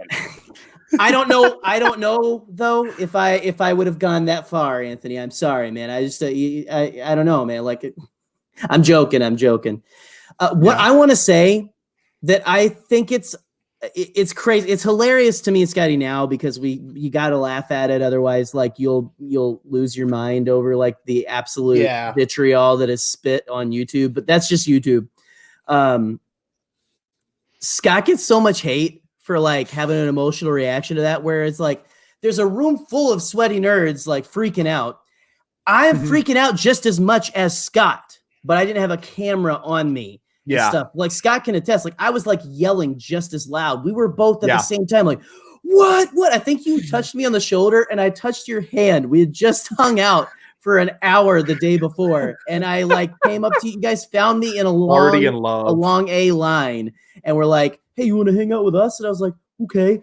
And like, I mean, love at first scream, I guess. So that's maybe not the best way to put it. Who knows? We'll see. Yeah. Well, that's all mine. I got into all of the big panels or whatever you want to call them at Celebration. Nice. Some of them maybe not the proper ways, but I got into all of them. And it's not hard, if we're going to be honest. Yeah. But, no, there it was simple. No one knew how simple it was until the end of it, and then it was like nobody wants to go to the other ones. But right. Yeah, so like and that was the exact same thing. I went to go meet people and couldn't find them, and I was like, all right, I'm just gonna go sit with people, and I found Noah Outlaw and Corey Van Dyke. Nice. And I was like, hey guys, how you doing? They're like, oh, hey, hi. And I was like, oh, we have mutual friends in common, whatever, blah, blah, blah. They're like, it was just like, oh, they were, I don't want to make this sound weird, but like, they were nice, they were cordial or whatever. I was just some, guy sitting next to him, striking up a conversation. And, it was early in the morning or whatever. And, then I was like, oh, we have mutual friends in common. They're like, oh, who do you know? I was like, oh, this person. They're like, oh yeah, we started talking. We hit off, we took some pictures together, but they had similar reactions to you guys. And, like afterwards, because the audio wasn't that great in it, like we had questions about stuff that afterwards watching the video, it's like, who was that before? Like, who was that laughing? We couldn't tell that it was the Emperor, Right. that it was Palpatine coming back. And, it's like, who was that laughing? We're like, oh, maybe this person. And that conversation, seems like it went on for a minute or two, but it was only like 3 seconds long until, he came out. But yeah. So Royal Farm Boy's watching it again right now. I love it. But yeah, so Celebration not going to happen this year, and that was my big thing to get to. I'm never gonna, I do this. I don't make videos. If I could make videos and like knew how to produce and like do all the fancy stuff or whatever, and make a 3 or 4 minute video that can get thousands of likes, I'd probably do those. But I can't. Because I don't really know. And if you go back and watch any of my early videos, that's the kind of stuff I was doing, but they're really crap. But they got big views because I was laying there in bed for the Oscars or whatever the hell it was. And the cast of, I guess then it would have been, I don't know, whoever it was, like Daisy Ridley came out with BB-8 and somebody else or whatever to give an Oscar. And I was laying there in bed and I pulled my phone out and I recorded it off my phone, off the TV. And I threw it up on YouTube, and it had like 80,000 or 80,000 vieys. Wow! Just from people wanting to go and find it. YouTube ended up taking most of it away from it, down to like 20,000 on it. But I got 20,000 views for doing nothing. Like literally just laying there. I didn't edit it. I didn't do anything. I just put up there. It never got a copyright. Never anything. How? I don't know, because that's something that just happens like that. It's weird. Good night, Rick. Sorry, I'll be right back. Rick's going to bed. Good night. Good night. Rick, thank you very much for son of a biscuit eater stopping by. What's wrong with biscuits? I love biscuits. I'm just trying to be. Do you like mustard on your biscuits? I love biscuits. I'm just trying to think of something that wasn't like super crazy over the top. Good night, Rick. And I hope you have dreams of. I can't think of anything. Just, you know what? Just go to sleep. Go to sleep. No one cares. Have dreams of bearded podcasters. Have dreams of phallic junkies. Held by bearded podcasters, I guess. Like, whoa, no. Oh, my goodness. Yeah, seriously. Scotty would understand the mustard on biscuits thing because he's from the South. I do, dude. So. Let me let you in on a little secret here, Michael. I'm going to break a story for you. All right. I grew up and was raised I was born and raised in Arkansas. We had this conversation today. What's the difference between Arkansas and Arkansas? I don't know what's the joke. No, it wasn't a joke. I'm saying, like, I asked Royal Farm Boy. I said, because the Royal Farm Boy, I said, so how do you say it? Is it Arkansas or Arkansas? Because something came up about like different ways you say things or whatever, and I was like, let's see how Royal Farm Boy says it, thinking he might go with the Arkansas way, because it's usually Southerners or people that usually don't hear many Northerners say Arkansas. It's usually Southerners. It's Arkansas is what all the Arkansans call it. It's Arkansas. And contrary to popular belief, we did wear shoes. I wore shoes most of my life, actually. We don't, wear the overalls and all that stuff. But I only recently moved to Michigan I think it's almost like, shoot, man, it's going to be like 5 or 6 years. It was 2015, June of 2015. So the year that like Disney Star Wars really hit it big, with, when Disney really hit it big, finally, with The Force Awakens, that was my first Star Wars movie in Michigan, and hasn't been the last. So there's that. But yeah, so I get a Sling Blade reference. I mean, are you kidding me? I went to college with a guy who looked like Billy Bob Thornton from that movie, and he hated. They watched that movie in the lobby, and then everyone started asking him for biscuits and mustard and stuff. And like the dude was a baseball player. It was funny to watch him just like get mad. But anyway, I like mustard on my biscuits. some of them French fried taters. Oh yeah, don't. Well, no, because they like. I know some Sling Blade. Listen, I lived in North Carolina for almost 10 years, and people down there. I mean, besides biscuits and gravy. I think the number 2 thing would probably be mustard on their biscuits before putting jelly or jam on their biscuits. Interesting. See, now I get the biscuits. I get gravy and chocolate gravy and jelly and all that kind of stuff. But even that's the city folks, which I was a city folk whenever I'm not going to parse words here. I lived in like wasn't a city. It was a big town. And so I wasn't like out milking cows and stuff down home on the farm for sure. But I've never heard of anyone actually. I thought that was just a Sling Blade thing. Like I didn't know that was an actual like delicacy, so to speak. Or is it because of the movie? I don't know. I was waiting to 8 tables at a fine dining Italian restaurant down there, and I had broken a foot. I had a couple of the bones at the top of my foot got shattered or smashed or whatever. So I was in a walking cast. The doctor's like, you have to be out of work for like 6 months. And I was going to be able to get disability or do anything because I could still work. I just couldn't do my job. So after a couple of weeks, I was just like, listen, I'm coming back to work. And I worked in a walking cast. So I couldn't walk normally. Like I would walk and they called me Sling Blade for a while. It was just funny. And they were like, no, we eat mustard on our biscuits. Like that's how I knew about it.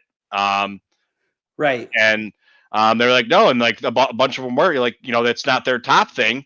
But it's just, it's like I guess if you're grabbing a biscuit to go, it's easier to eat it with mustard than it is with jelly because jelly's going to get all over the place. Listen, man. So I don't know. Listen, I'm not here to debate the viscosity of mustard versus the viscosity of jelly, but I think I'd rather put jelly on a biscuit, but that's just my Arkansan brain, and stuff. So I don't know. You can kick me off if you want. Like, it's fine. It's okay. I was going to kick you off. Then you said viscosity, and I was like, art makes you smart, because that's the other one I do with this guy sometimes. Oh, snap! No way! Jerry! My Bombad boys! Was that my boy? Can you... This is... Dude, Michael, you are making Star Wars podcast history right here. It's our first time face to face with Rural Farm. I got to get the weatherman thing down, with this gentleman right here. You got it, buddy. You got it. Yeah. How's my Bombad boys? Dude, we're doing good. Are you bouncing back from the Depression? The Great Depression. Sorry, I'm sorry. That was. I love you. Please don't hate me. Maybe. Oh man, I love you, Jerry. I love you. I love you too, Anthony. Man, this is holy. This is a dream come true. Boy, that's my boys. That's my boys. Anthony, This is a dream come true for sure, dude. I don't know, man. It's awesome. So I'm glad we're hanging out, all of us on here. Look at this, Hold on, my cat's coming back. I'll do.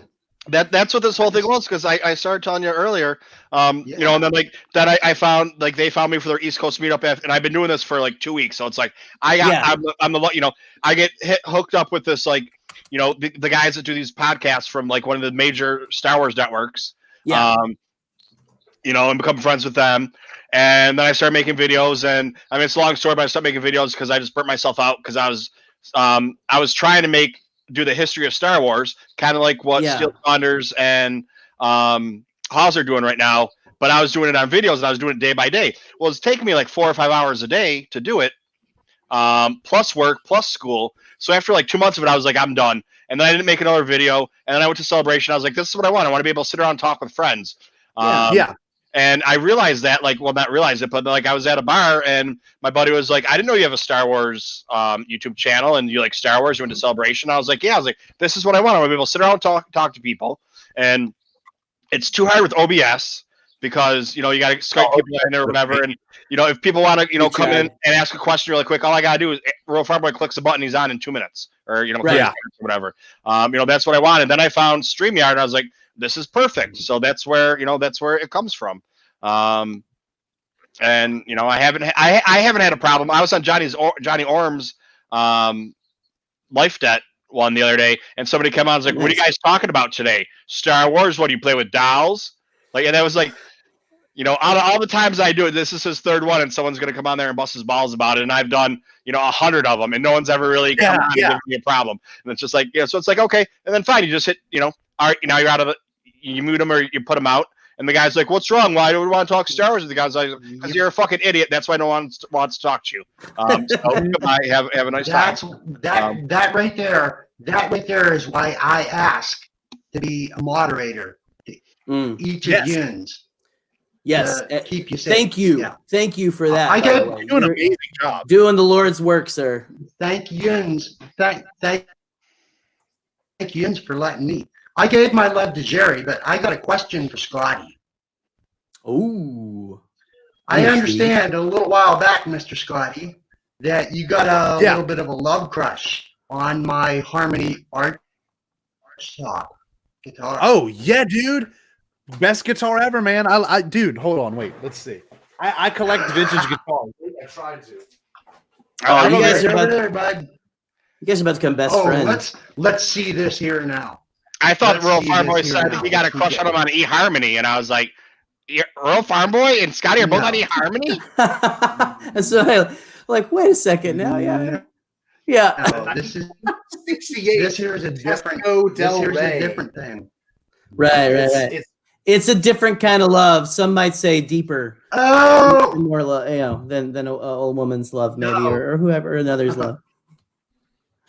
It is a sick guitar, but it's definitely one of those ones that was made in the Scotty, I had one of them. I had one of them when I was a teenager. Yeah, it's super light body, super. That's awesome, Anthony, because I was a teenager long before you was born, buddy. Hey, that's awesome because Scotty's just now a teenager. Oh, look at her. She's so pretty. Yeah, she is a gorgeous guitar. Pretty. Super, and it feels old. You know, it's got the neck feels really worn down. Yes, I mean, it's got one single coil pickup. It's got just a tone and a volume knob. That's all you need, man. It's a sick guitar. You know, it can get the job done. One thing is it goes out of tune quickly. Yes, it does. That's my mouth guitar. Yeah, it's a cool axe though. Oh, Scotty, I got to DM you some couple things about my choice in music and things that I love that comes from where you're at, bud. You're way down south. So, and I got Delta Blues. Deep love of. Yes, sir. Yes. Yeah. I got a deep love of that music. That's sick. See, I love this. I love seeing my friends become best friends. I love it. Oh, it's I knew it happened sometimes. I'm big in the I love Robert Johnson, man, one of my favorite musicians. Yeah, man. All you guys, hey, I see all you guys in the chat. I see you. You know, and Michael was talking about how he's got like big timers on when he said we're coming on, which is ridiculous. But he did not tell us that he was going to have the biggest name in Star Wars podcasting, which is Rural Farm Boy, quite frankly. I mean, you don't even have you don't Oh yeah. There's some, if there's anyone who's like the most famous person on Star Wars Twitter, I would consider it you, my friend. Like you just like seriously, everyone right. What? Except Rick. Right, Jerry. Yeah. Except Rick. Rick does. Yeah. Rick. I understand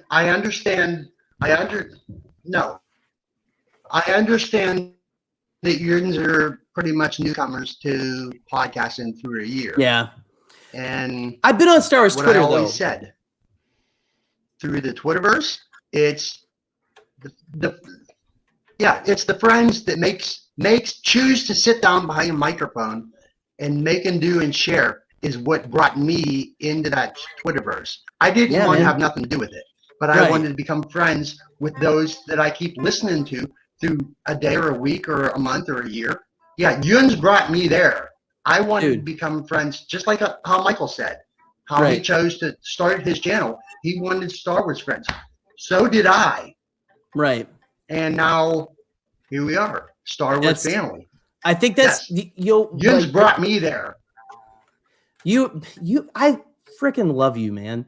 Like this, honestly, love you. That is why I am like into I feel like that's the reason why all of us get into this, right? We want to find people who are talking about this. That's why you start talking about Star Wars on a mic, right? Unless you're just like, hey, Star Wars is hot right now. I think I'll just, maybe try to make a couple bucks, because we're all rolling in clover. You guys don't know. It's a thing. This isn't a hobby. This is my actual job. I just talk about the factory job just to be funny. Yeah. Like what? Yeah. Yeah.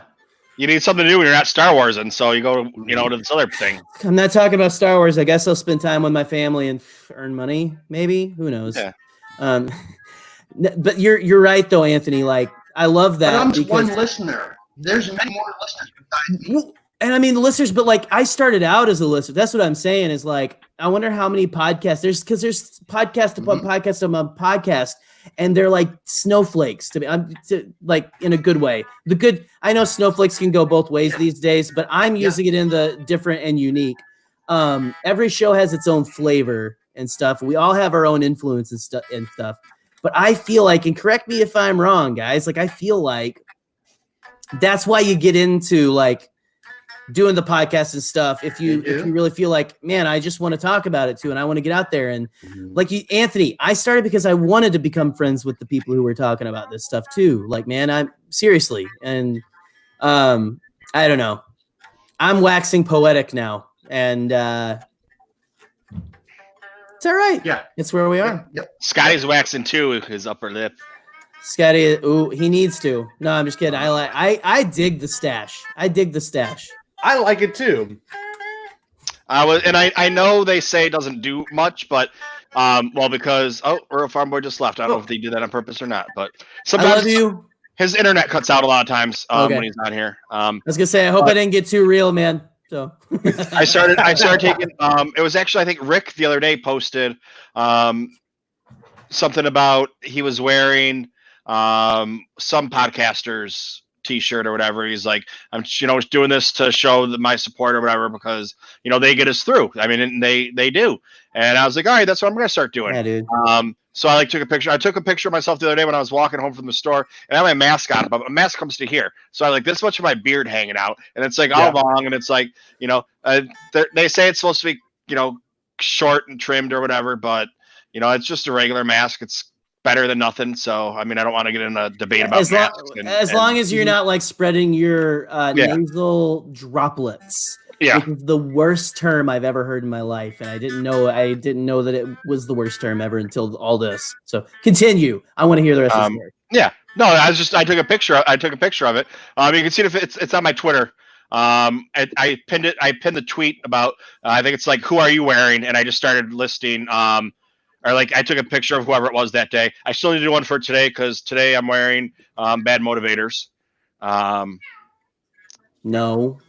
Sorry, my cat, I thought he was about to jump from the couch onto my desk through all my wires and stuff, and that would not have ended well. But I think it was a Sithless shirt I was wearing. They're pretty in pink.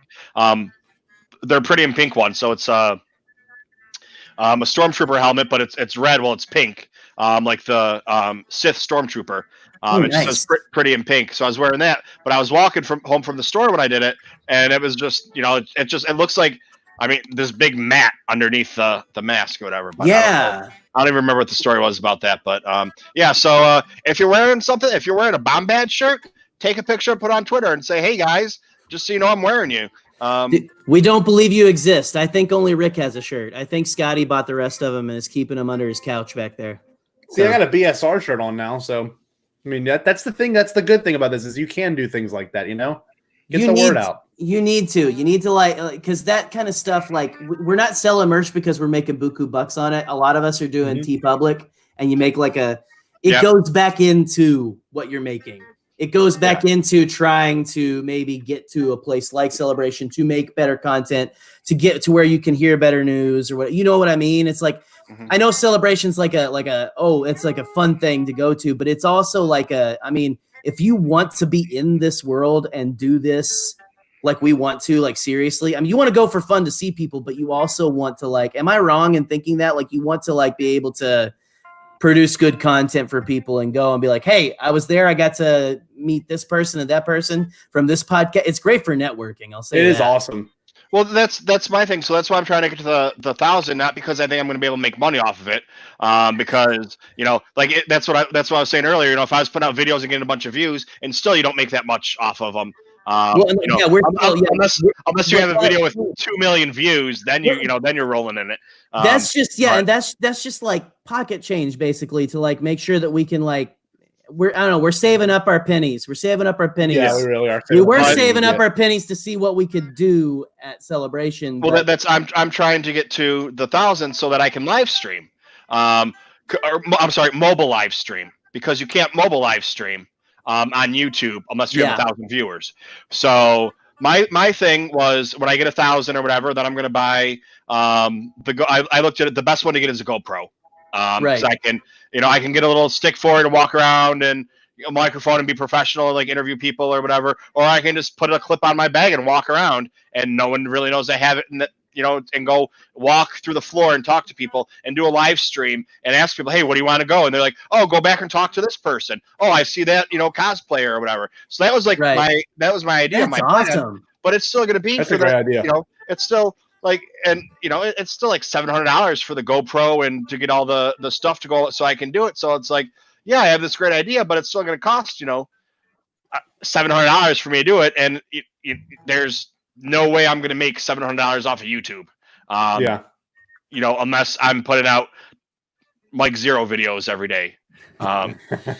We've tried. If you look at our YouTube channel right now, it's almost like a party mix, a Chex Mix, if you will, of Star Wars. Like it's a potpourri of what content's going to stick to the wall and stuff, and Scotty's video is the king, undisputed, for sure.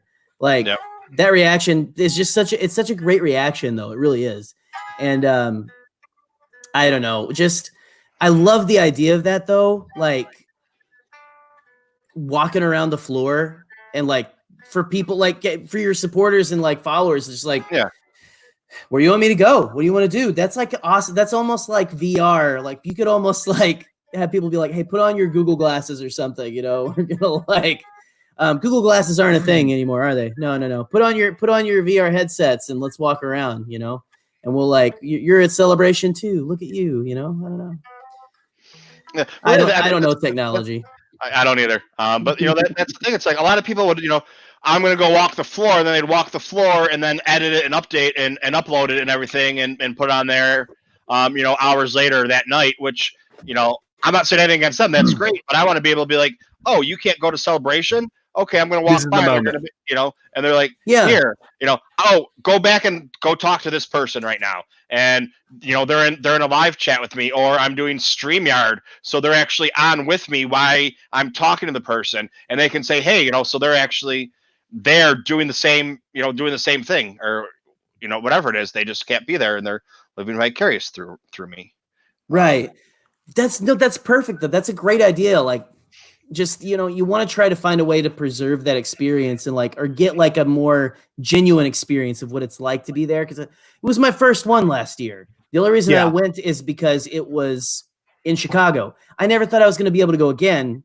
I didn't think I was going to be doing whatever this is. It's just like popped out of nowhere.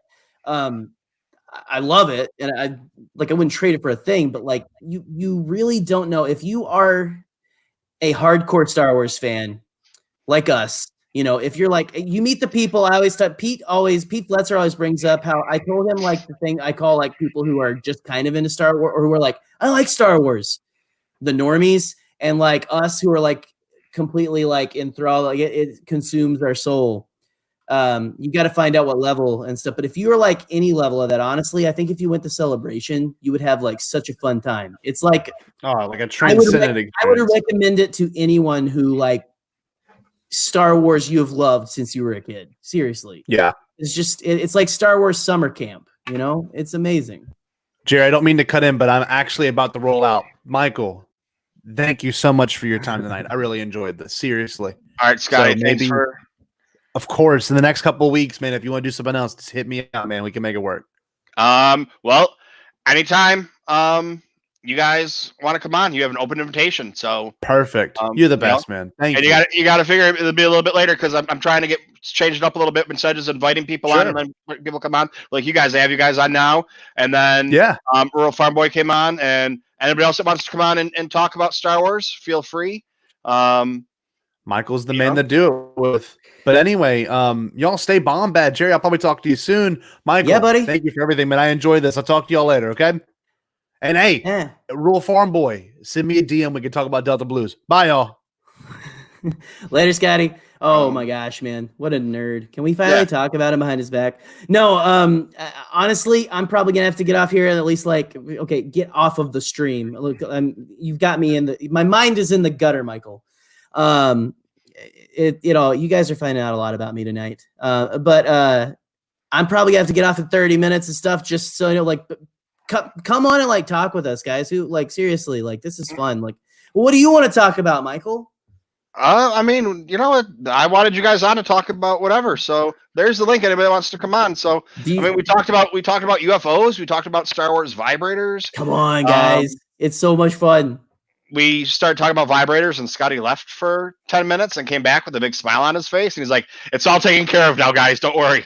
Don't know what that meant. He said something, and if you listen to Bombadcast, you know that Paul Stanley will show up eventually. I don't know how we're going to do that on video now because Paul Stanley charges if you have him on your videos. From Kiss, the lead. Is he the lead singer? I don't know Kiss very well. You guys can kill me if you want. I don't care. But I thought. I don't know. I was wondering what was going on with him there too, because that was the perfect amount of time, if you ask me, for a little. What would you call it? What'd you call that? A little rendezvous. A rendezvous or something. And maybe ooh. Yeah. StreamYard's trashed. Oh no. I'm gonna start reading the thing now. If you want, because I was all ready to talk all about some paranormal stuff, dude. I was all ready to talk UFOs and all that kind of stuff. If you want to get back into it, I'm down. What do you got? Do you want to hear my stories? Yeah, I want to hear a story. Real Farm Boy. I'll try one more time to see if StreamYard's going to cooperate with me. All right. Yeah, man. Jerry, where are we at? Jerry's about to tell us about how he was probed by aliens. Go.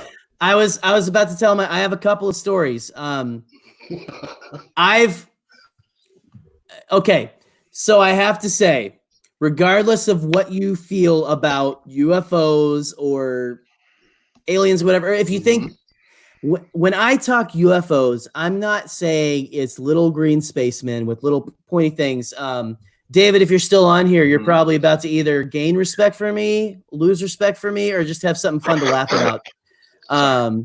You're good. He's here. I see him in there. All right. Oh, we lost Michael, I guess. I don't know. Maybe he's looking at it. Anyway, well, Anthony. Yeah. And yes, sir. Lovely people back home there. Oh, you're back. Okay. I didn't want you to miss this. So I 100%, every time I tell this story, people are like, oh, so you've got these little green guys that are following you and stuff. And that is not, I'm not saying that this is that. I'm saying I have seen some stuff. And now let me fill you guys in on my first ever. I've seen several weird things, honestly, in my life. Just honestly, in the in the last 10 years of my existence. So strange. Okay. I don't know why. I don't know what it is about the mid 20s to early 30s, but apparently they really dig you around then. You know, it's like we'll follow that dude. So I used to work at a church in Arkansas, rural Arkansas, out in the middle of nowhere. Okay, like we're talking. Okay. Yeah. In Arkansas, the Arkansas people think of as the natural state Arkansas, where the state parks are. You know, there's like some mountains, the Ozarks, and all that. I come from the only hill in Northeast Arkansas. Northeast Arkansas is laser level flat rice fields forever, except for Crowley's Ridge, That which I one lived hill. on. That one, and it's a ridge. That one hill. It's funny. We say we live on the only hill in Northeast Arkansas, but it was a ridge that ran. It was actually a geographic anomaly, they said, which may be why I've seen some stuff. It ran 100 miles north and south and was like, I forget how many miles wide. So everywhere else, laser level rice fields, flat. My wife is from Michigan. Came to college in Arkansas. It was in Crowley's Ridge, but they got into Arkansas and she started crying because there were no hills or trees at first. And so it wasn't a good experience for her at first. No. Yeah. But luckily our college had pine trees and all that stuff. Yeah. But so I'm working at this church way out in the middle of Arkansas. This town, old Air Force town, by the way. They used to have an Air Force base. So, I mean, do with that what you will. Decommissioned for a while. They still had people living there. Planes still flew in and out. I saw them all the time when I was driving back and forth. Hardly any street lights, you know, on this thing. So I'm coming down from town, and you turn a corner and you go around like this curvy little road, and then you take another turn, and there's another. It's weird, like that they have to bend around. They have to bend the road around everybody's farm, right? You know, you guys get this that, is right? still in a rural kind of place, right? Rural now, right? place, but I mean, it's like these are all these people. I'm gotcha. still I'm coming out of town. It's more rural where the streetlights are fewer and fewer and fewer, right? Okay, I get out where there's fields finally on both sides, no houses, and I'm on this road, and I'm like, you know, the one that kind of curves until I turn on the other one, which takes me for whatever. It's straight roads forever through darkness. And on this stretch of road to your left, you see that Air Force base, right? Okay. Like decommissioned, still lit up, planes still land there every now and then, you know, it's commercial stuff goes, not like airline, but like, you know, cargo, all that stuff. So I'm driving by myself. This is like 11 o'clock at night, maybe later on a Sunday evening. I'm like, I got to get home, got work in the morning. I look and in front of my car, are you guys familiar with the Phoenix lights? The UFOs, like back in the late 90s. Oh, yeah. The big like V-shaped lights. It was like round, a bunch of round lights in a V shape. And apparently it was on a giant like craft that people saw in the middle of the day. I haven't found a good video of it, but it like freaked a lot of people out over Phoenix, like back in the 90s or something, right? Or it was early 2000s. Fun fact about that. I'm full of fun facts. Fun fact about that. No. Kurt. Late 90s. Well, Kurt, I think it was late 90s, early 2000s, because it was what's the dude's name? He's one of the dudes that almost played Han Solo. Kurt, not Douglas. He's older than this gentleman. Kurt Russell was flying his son into Phoenix because Kurt Russell's a pilot, flying his son into Phoenix for a date, which because celebrity, spotted those lights and all that kind of stuff. That's an interesting story. Go listen to a podcast on the Phoenix lights and all that kind of stuff. But if you look up, if you guys out here in the thing, Google the Phoenix lights, V-shaped lights. I saw like several perfectly round circles of white lights in a V formation flying. Like you see the top of my microphone? And that is really, really big. It was like miles big. Well, no. It wasn't like that. It looked like the Phoenix lights in that it was a V shape with the round lights. Like that's the closest thing I've ever seen that looked exactly like what I saw. At first, I thought some dude was flying a plane. It was right, dude. It was like it stretched. The wings stretched out over past both sides of the road, or whatever. The V stretched out over both sides of the road almost, and like it looked like it was the size of maybe almost a passenger plane, but it was flying at 11 o'clock at night. 11 o'clock at night, pitch black, no street lights on these telephone wires, flying right above the telephone wires, man. I mean, you could be a good pilot, but there were like, I'm like, why? How in the world? Like, what are you doing? You're gonna crash and like kill me too. Like, what are you doing, you idiot? You know, like, is this a drunk guy? I didn't know it was like is someone like a drunk guy in a hang glider? Less than 300 feet, which is pretty dang close. Well, and like, dude, and it's like, again, it's maybe like just a few yards in front of my car. Like it's right there. I'm like, what is this dude? I'm like, what is this dude doing? Then it like veers up. As soon as I see it, this is a weird thing. If you listen to a lot of, this is where I start getting I start forming a tinfoil hat, but I don't like, because I listen to a lot of paranormal podcasts. These things tend to, I've heard, which is insane, and like 100% this proves this, they respond to you seeing them, you reacting to them. They respond to you like they know what you're doing, or almost like it's a psychic thing. It's like you're anyway, you guys are finding out how deep the rabbit hole goes with me and stuff. I do have a job. So did you feel, so Jerry, did you feel like you got a response to you? As soon as I saw it, I looked up and I saw it, and it flew there for a second. Like, again, like my microphone, top of my microphone's the top of the power lines, man. I mean, it was almost touching those things. Like, why is this dude doing that? Veers off into the field to my right. And I'm like, what the heck? And it like, and then he's like going back and forth like this. And I'm like, to me, I'm still like hang glider, something like that. But it was tight circles. And I didn't realize until I started doing, again, more listening to some stuff, because I got interested after. I was always interested. I used to watch like sightings when I was a kid on Sci-Fi Channel. I don't know if you guys ever watched that.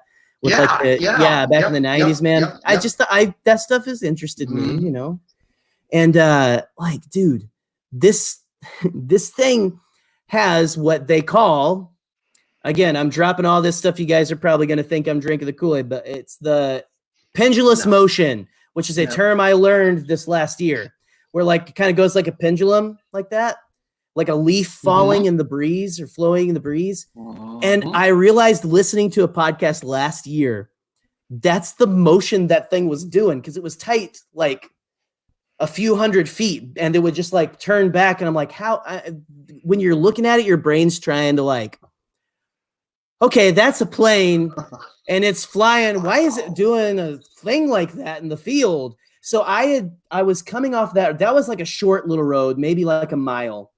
And then I turned right to start going. And there was like a couple of like, it was an S curve of like 2 90-degree turns right next to each other.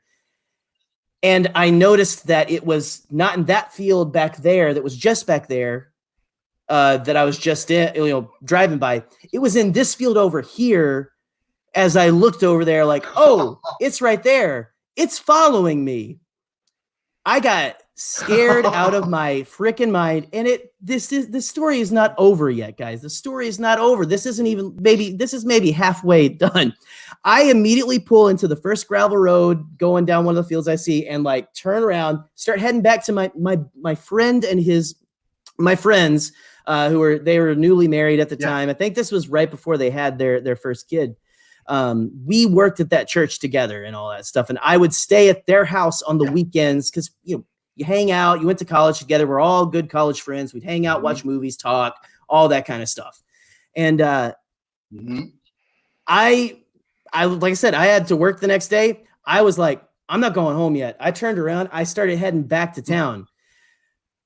I thought, okay, so I'm driving back. I'm off of that one road that cuts in between these two. I don't know if the geography's making sense at all, but that one road that I was talking about where I first saw it kind of connects the road that goes into the darkness of the fields, and the other road that veers off into the city limits, So I'm back on that road. This is after what you saw. That's after. This So is I'm after back on we that road. talked. I'm like, Yeah. I'm going back. I'm gonna spend the night. I was staying with my parents Got still. ya, I was like, got ya. I'm not coming back. I was texting my boss like, hey, I'm not coming in tomorrow. Sorry. No, I actually did go to work the next day, but I was like, I'm gonna drive from here. I'm waiting until daylight. So I'm driving on that road and I'm not back into the city limits yet, but there's more, like there's a house here and there's a house over there and there's street lights every now and then. And there's a row of like, you know how people would do like a row of like pine trees or something in the country, like alongside a road for a little bit, you know? They had that there and it was just one row of trees. And I happened to look out my driver's side window where these trees are on that side of the road, like the opposite side of the road, heading into town. I look over there. It's flying with me, like at the speed of my car on the other side of those trees. I pardon this, but I shit you like not. you're feeling like you're being watched. I'm getting like feelings in the pit of my stomach right now talking about it. Every time I talk about this, I get like weak arms and stuff. Again, this is a side that a lot of you guys in the chat, I don't know if like how many people, if Lauren is still in there, if anybody's in, like I'm serious. I've seen something. I am not going to say, oh, it's 100% this, but like, okay, again, that's not, so it's right there.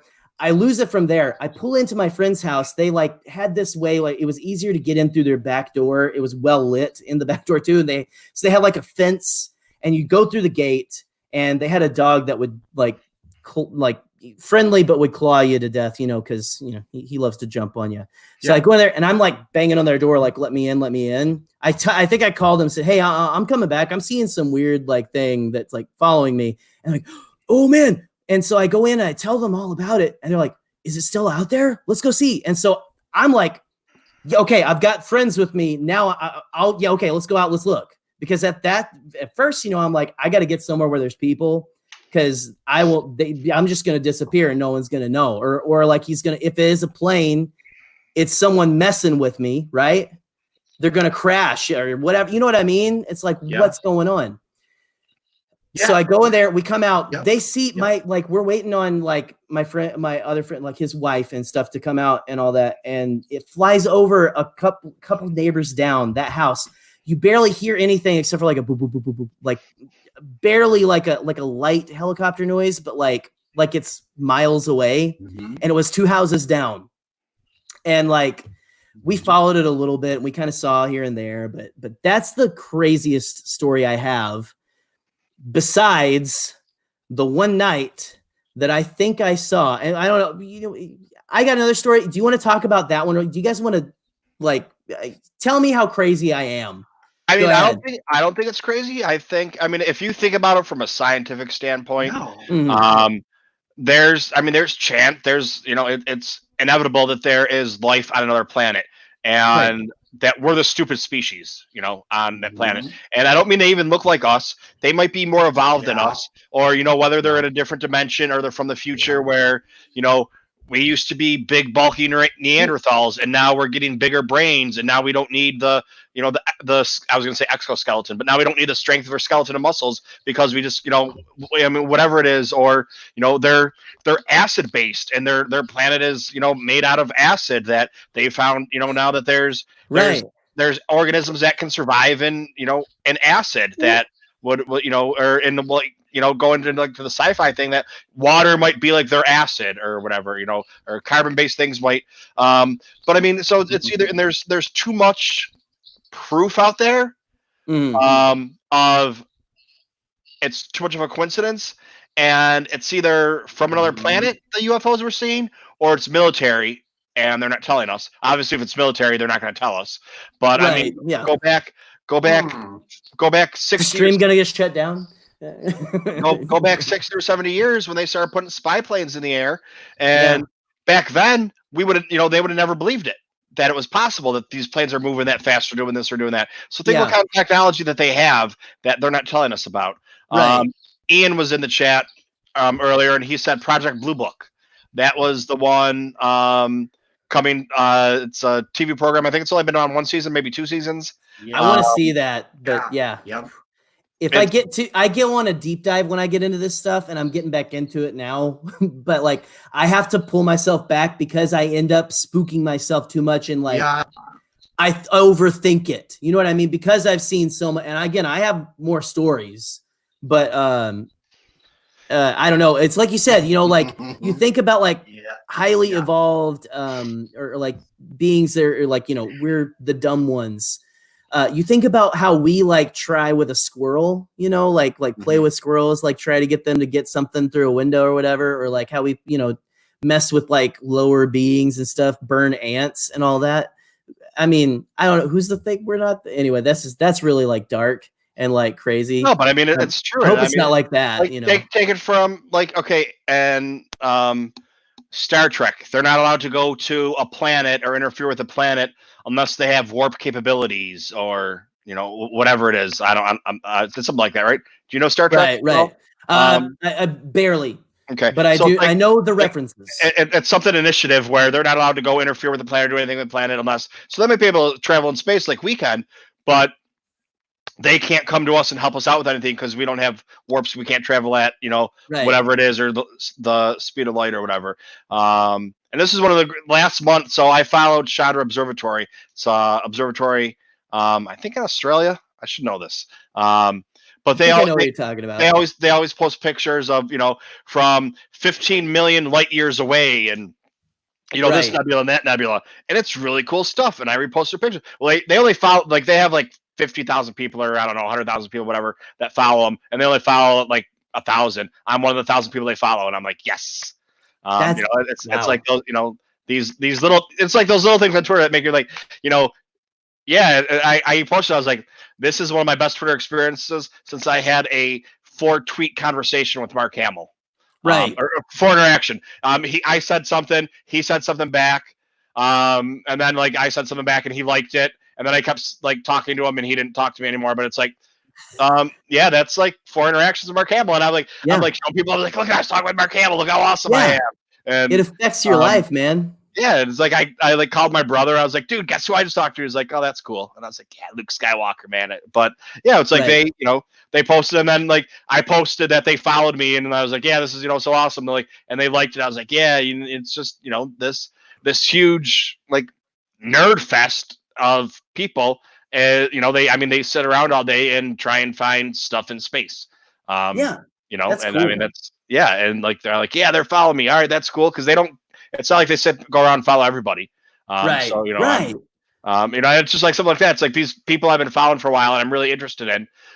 You know, that's really cool. I don't even know what we're talking about anymore. Aliens. Yeah. So yeah, you know, they you know. I had so many people on Star Wars Twitter that have followed me in the past year that I'm like, I get real excited. You get real excited because I know who they are, and I go tell like Allison, my wife, and she's like, cool. That's a person that's big. Like, yeah, I mean, they're a person like me, but you know, it's just, yeah, I get what you're saying. It's like, wow, that's that kind of stuff. And like, it's crazy, but aliens, I don't know. I don't know if you want to hear one more of my stories, or if you want, do you have any stories of your own?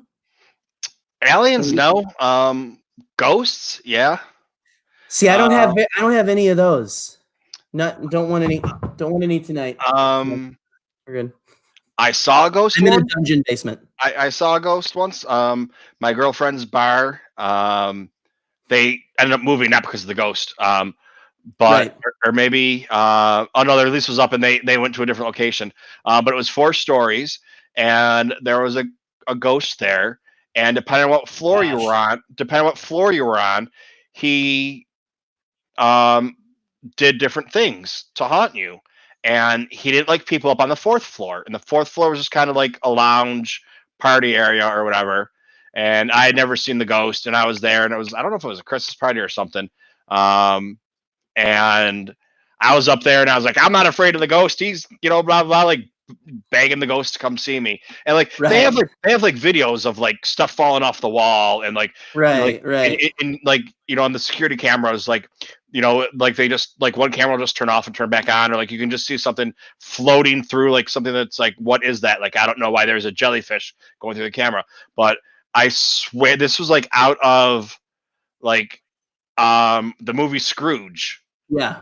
I was sitting there, and it was dark, and I was just sitting there. I was on my phone trying to like get pictures of like, come on, ghost, come get me, and like out of the TV, like this thing just came out of the TV and scared the shit out of me. Like even now, it's like my heart starts racing, just like telling the story, and it was like it pulled a poltergeist on you. not like a yeah, kind of like that. Like it didn't come at like I'd say it was in between like Poltergeist and the movie Scrooge. Yeah. Like Right. Yeah, Scrooge, you were saying that. Oh. yeah, and Scrooge. I think it's Scrooge. It's Scrooge. Sometime like comes out of the TV or something like that. Or it was That's fascinating, but freaky as heck, man. And it wasn't like, I mean, it was just like, I mean, it was dark in there, so it was just like off light from the side, but it couldn't have been anything else. And they were like, I came down and I was shitting my pants. They're like, oh yeah, that's what he does up there. Like he doesn't like people up on the 4th floor. And like up like the you got it. Yeah, it's like okay. I was like, well, I wanted to see him and I saw him. All right. Sorry, buddy. I was just kidding. Yeah. My gosh, man, that is insanity. Oh, hey, I think I gave him a shout out in the chat there, but hey, real farm, but it was great talking to you, man. Like if you can't get back on or whatever, that's still awesome. I'm glad that you were able to come hang out and stuff, dude. It was seriously, the pleasure is all mine, to hang out with you and stuff. And I guess Michael's okay with you too. I don't know, maybe. Yeah. He's pretty cool. He's a good guy. He knows his Star Wars. That's dude, that is like, I got chills and I'm kind of almost like, ooh, I need to change the subject probably pretty soon. I got to go to bed anyway in a little bit. But right, but dude, it I don't know, man. I got one story that's not like, I don't know what it is. I have a good guess of what it is again, because I started listening to some more like podcasts about the subject and all that.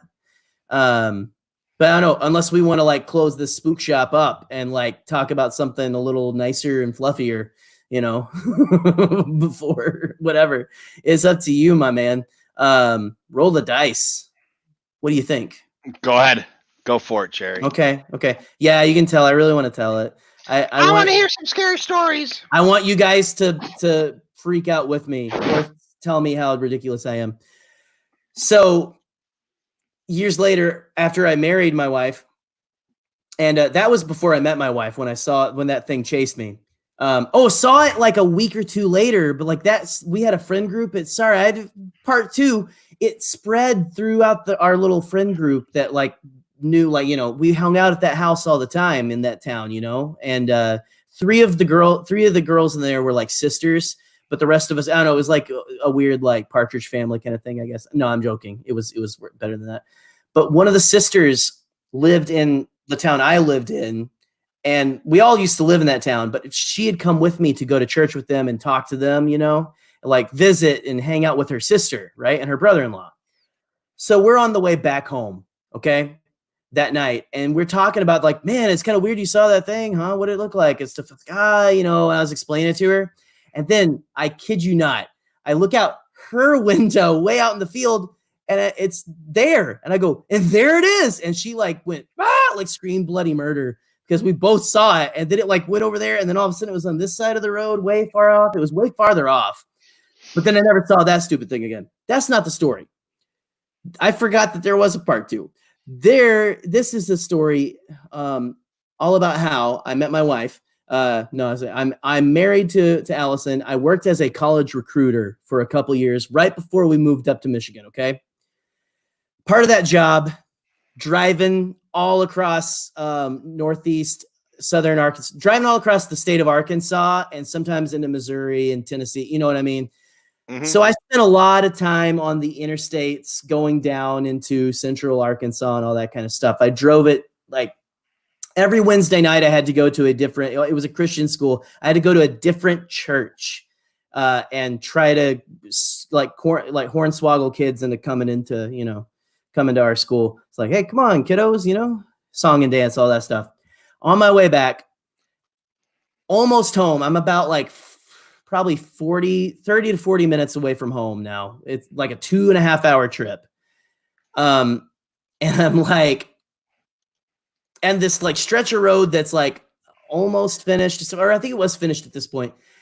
And there's, again, the same kind of deal, more trees, but like there's, people's farms and stuff like that. Weren't in any towns. And I'm just like, I'm driving and I noticed this little orange light, like way out, like kind of like down, not above the trees or anything, kind of like down closer to the ground. I didn't realize how close to the ground. But you've seen out in the country, anyone, if you've been out to the country, you see that they have the different color street lights out on the telephone poles, like the orange and stuff like that. It was like that kind of like an orange glow. All of a sudden gets bigger and bigger and bigger and bigger and bigger and bigger and bigger and bigger and bigger and bigger, and then it just shrinks out of existence. I called my wife, stayed on the phone with her until I got back into the city limits, until I got back to the house, because that just like, now and again, that was down on the ground right next to someone's house, mind you, which is, I'd never want to live there. I don't know. Like, I'm kind of like, because of all that, I'm kind of like freaked out about like going to my in-laws who live in rural Michigan, like staying out there. I get creeped out, like looking around. I'm like, cause like, the lights can't hide them. They're all here, But dude, and again, I don't know. Like, I don't know why I'm Mulder and stuff, and I keep seeing stuff. But my theory on that, if you've listened to anything, I don't know if you're familiar with Skinwalker Ranch and the weird stuff that goes on there. They talk about like the portals that would open up. They said from behind, it's like an orange circle. But from the front, you can see like sky, like a blue sky at night or whatever, and different things like that. I'm like, did I freaking see like a Stranger Things style like portal thing open? Then I'm like, I don't even want to think about it because I'm like, did something come out of that? Like, you know what I mean?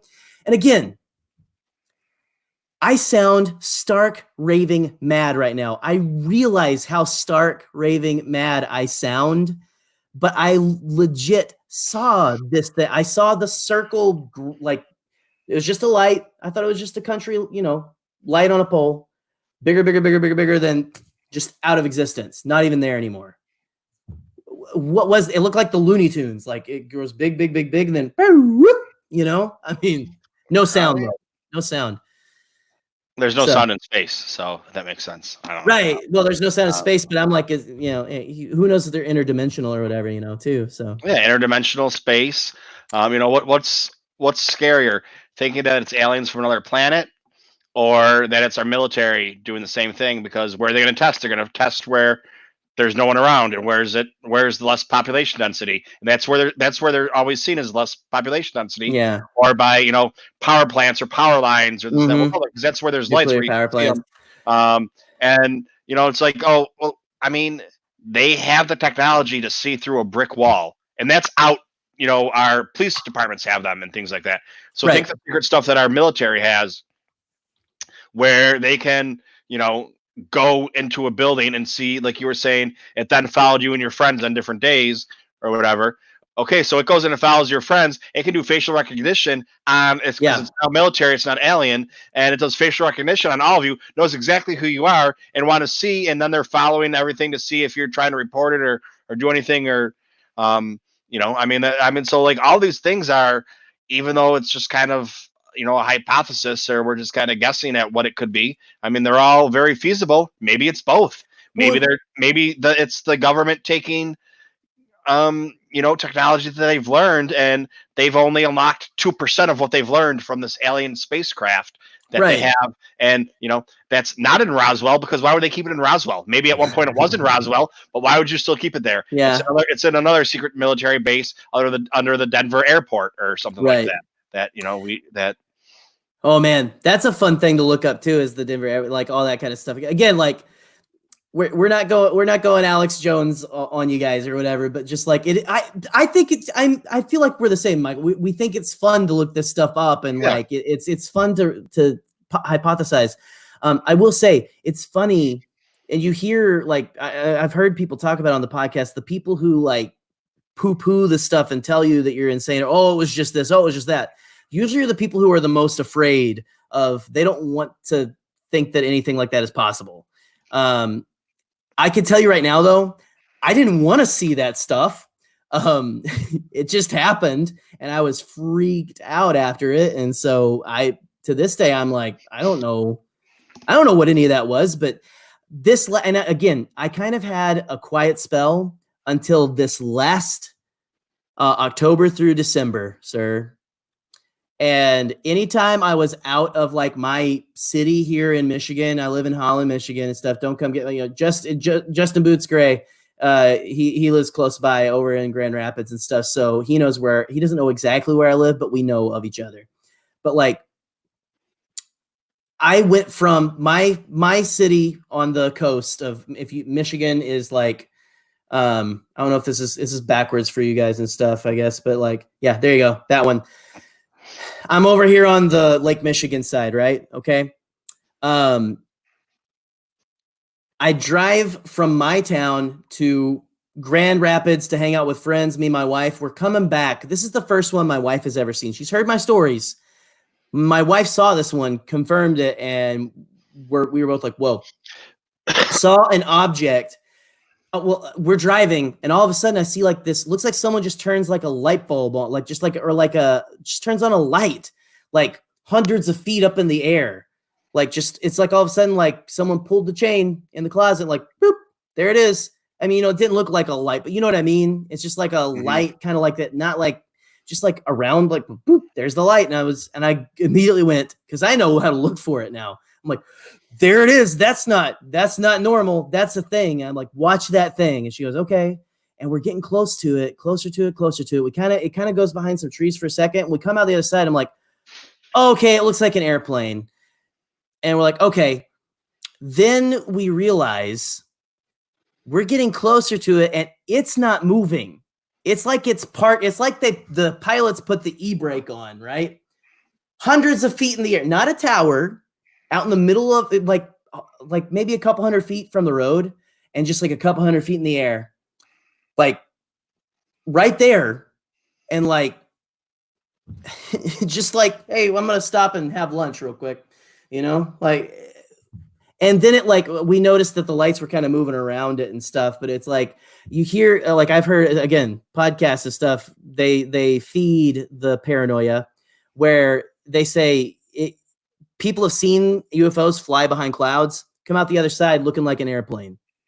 And like, I'm like, the more stuff I find out about it, the more I'm like, wow, this is like, I'm seeing all of this happen. And I don't know why me, and I'm hoping, I don't want to know the reasons. So, I know everyone in the chat. I know what you're thinking. I know what you're thinking, Michael. I know what you're thinking. Probably, but I don't want to know. I don't want to do any regression. I don't care. I just want to live my life, please. And if I see one every now and then, I don't know. I've seen enough, quite frankly. I'm interested in it, but I'm also like, I'm good. Because I saw a similar object of that. This is the craziest part. That was in October. My cat freaks me out, man, when he walks around in here too. From October last year through past seeing the rise of Skywalker.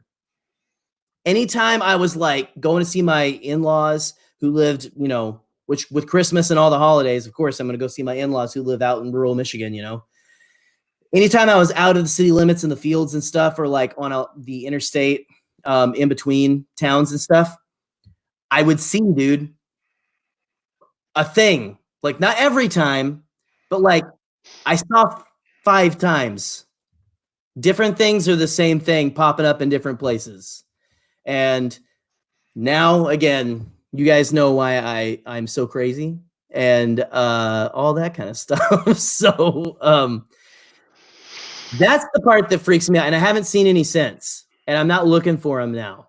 But tell me, Michael, tell me that I'm going to be okay. Because this got real. This got crazy real. So you're going to be fine because they need you. I know they need my blood. That's why they're following you, because you've already been probed. So you're going to get probed. I probably have a half human kid somewhere too. Honestly, is what it is, because like that's another thing they like to do and stuff, which I don't want to know about. I'm like, okay, cool. Just take care of them, like whatever. Yeah, because they got to figure out, whatever it is, if their species is dying out, or they're just doing experiments. Like, why would you do experiments? Why do we do experiments? How do we find out, the craziest stuff? How do we know when you put these two things together, it does this or that, or however you do things? Because it's science, and that's the reason for doing everything. Rural Farm Boy, at least 4 to 5 times. But yeah, crazy. And so, man, Michael, I don't know if you're like, I don't know, man. I want to believe. Maybe we should just leave it at that, because I need to go get in bed. And, I think the microchip in my butt that they put there, I think it's like telling me I need to go upstairs. Like, hey, we're ready for your 11 o'clock and stuff. But I also need to feel like I'm sleeping, because I got to get up for work at 4 a.m. But I have to tell you, this is probably the most fun I've ever had. Just kind of like, it just felt like this is great, man. I've loved just like hanging out, and you can bet that like if we can like make it ever, like I would love to come back here and just like hang out and talk and all that. And maybe I'll let you talk a couple of times next time. Who knows? Don't, because once I start talking, I don't shut up. So that's you can tell. When I go go on other people's live streams or whatever, I'll just start talking after a couple. I'll be like, oh, I'm sorry. They're like, no, that's fine. Like I go on when I've been on Johnny Orms twice, I just take it over. Like I just start talking. And Charlie Skywalker, I've been his through the Star Wars through the galaxy, Star Wars through the ages or something. Through the ages. Yeah. I've been on there a couple of times. And the one time I was like, all right, and he's like, oh, no, that's fine. You can swear. And I was like, yeah, I'm trying not to or whatever. And I just started going, and I was like, oh, man, I'm so sorry. Like, you're going to have to edit so much out of here. But, yeah. So we need to have you on Bombadcast sometime so you can like teach Scotty how to beep or so, like, I don't think we know. We're not quite good at the beeping yet. So we usually end up leaving whatever in. So we'll see. Well, got to make him work hard, right, for it. Yeah, man. Anyway, man, thanks again for having me on. And I'm going to run up my stairs like a 10-year-old who just went down to the dark basement to, find stuff, probably screaming, not loud enough to wake up my family and stuff. But like, I don't know if you saw, I thought I saw like someone like coming like a shadow. And I think it was just me, but I'm like, I'm getting spooked. So watch the replay. There was. I didn't want to say anything to you because I didn't want you to stop talking. Are you serious? Even look at the chat, Roll Farm Boy.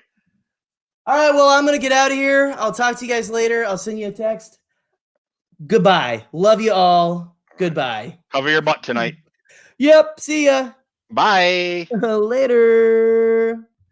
All right, people. Anybody else want to come in here? I have a couple of things to open up. I guess that pretty much does it for Star Wars talk. I got a few goodies today in the mail. Over the last couple of days, but I was at the store and I walked by Walgreens, and I knew Walgreens had something coming out. And I walked in there, and they had this guy right here, the Walgreens exclusive Trandoshan. Trying to get a good picture of that guy. And I knew a bunch of people that wanted it, and being Walgreens, there's not as many Walgreens around, so they're harder to find. And the girl there said, no, if we have it, we're out. And I said, well, and I've been looking for it for the last month or two. So she's like, oh, no, if we have it, we put them out. I was like, really? Because you have the same 6 out that you've had the last 2 months. No one's bought them. And this one comes out. It's the only one. So you got to have more back out there. No, they were all put out. So either someone picked them up or employees took them and bought them themselves or whatever. Hey, Kylo Ren Flores, how are you doing? Good. What's going on? Nothing. Just here. And I got this for you too, but I don't want to take it out. Oh, I know what that is. This is huge. That's what she said. Heck. Oh, hang on, wrong show. I get confused sometimes. Mondays and Saturdays. I got this. I will send it tomorrow. So this is huge. That is awesome. You got a Titanic poster behind you too. You're in a different room today. You're not in the Star Wars room. No, I do collection of Titanic too. So I got a Oh, bunch of stuff.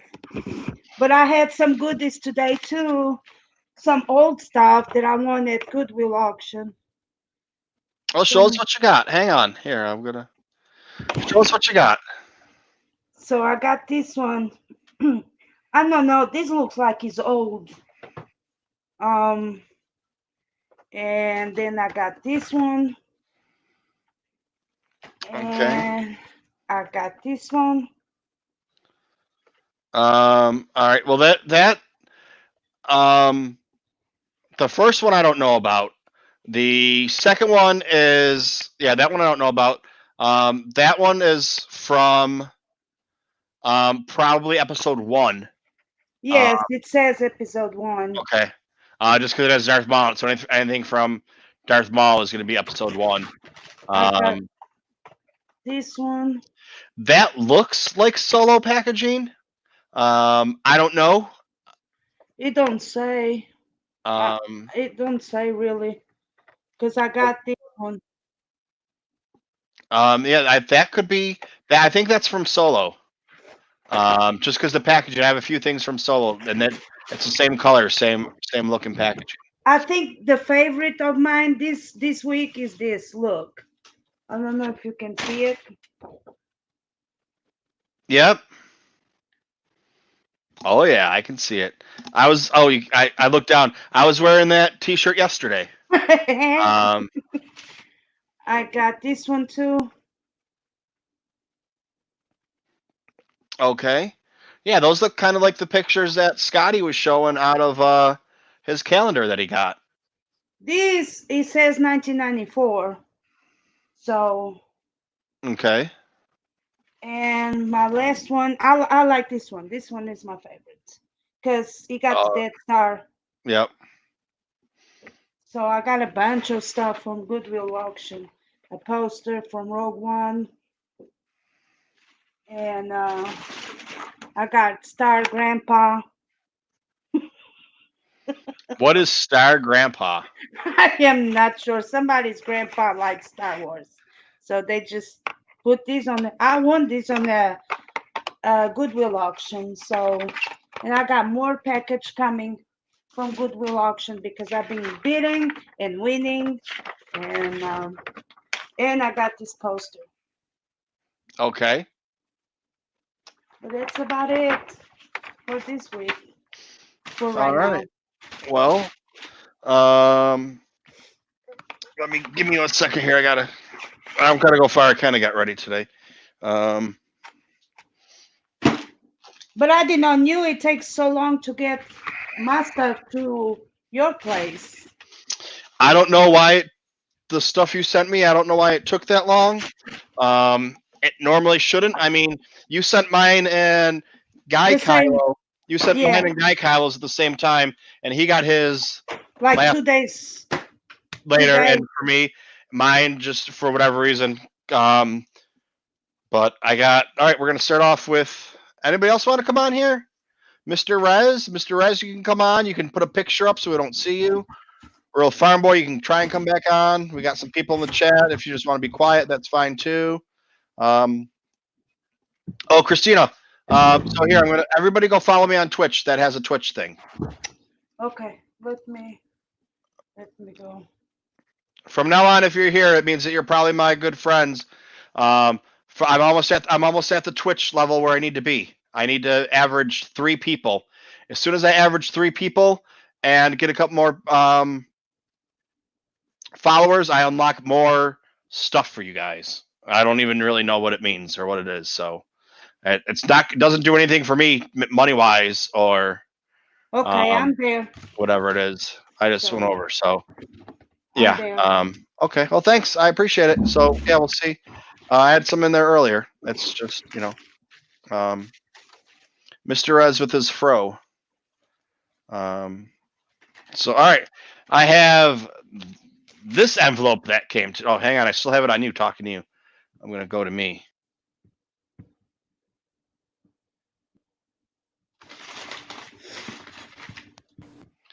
All right. So I got this envelope that came today, and it says on there, "Long live the Bacta tank." Yay.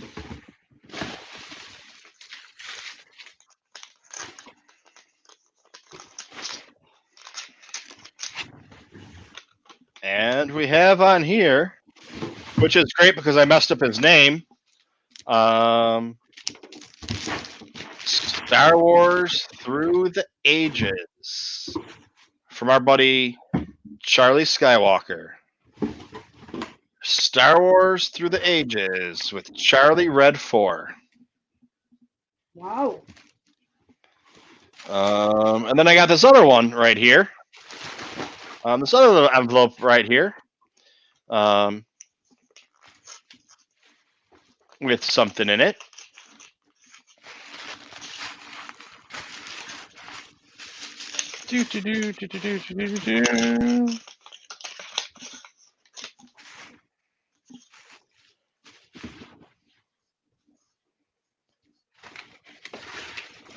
Oh, sweet. All right, so from Scarif Podcast, I got That's cool. some stickers from them, and this is really sweet. See, it just goes to show it doesn't take a lot to make us nerds happy. The little things. So we got a couple people that just joined us. I don't know if you people that joined us, if you do have a Twitch account, and you want to go follow me on Twitch, I'm trying to get people over there to get my average viewers up, so that people that are watching over there can get more stuff unlocked. Doesn't do anything for me really, but there it is right there. And I said that and they left. But here we go. I just got this bad boy. The Birth of 21B. It's a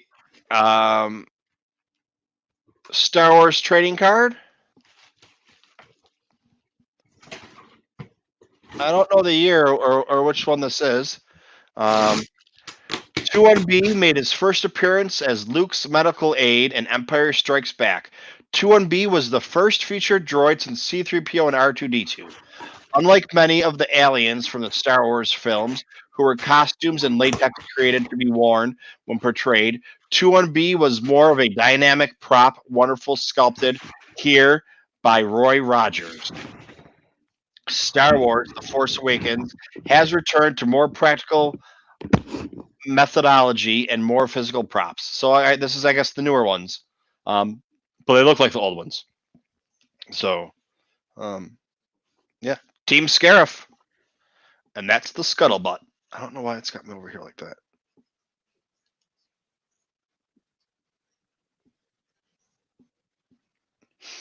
Oh, and my buddy's here now. I sent a message to them when I had some stuff to open, and rumor has it it's going to be pretty good. All right, this is a big one this week, and we got a pretty good. 2 weeks ago I had like 10 or 12 books to open, and the last week I didn't have anything. I didn't have one thing to open. And then the next day on Tuesday I got 2 things, so they were a little bit late. But we got a book right here. Let's see what we got. And I was like, you know what? Maybe I should save it and just see. Nah, man, that's not how we do. Because you know what happened last time? I ended up with an entire advent calendar worth of stuff to do.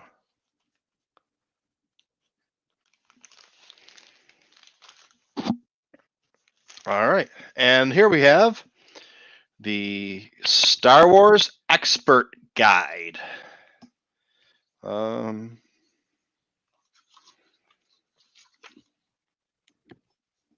I just opened up really quick Sith lightsabers. Clone Army.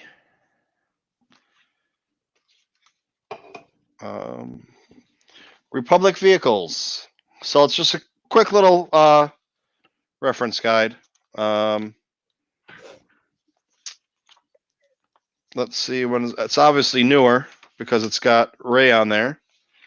It's a kid's book because it's it has this book belongs to. When is it? 2016. So all these quick little reference guides. You never know. Like when Rural Farm Boy gave me that thing I had to do. Oh, I got to save these because I need addresses off of there. Do I have an?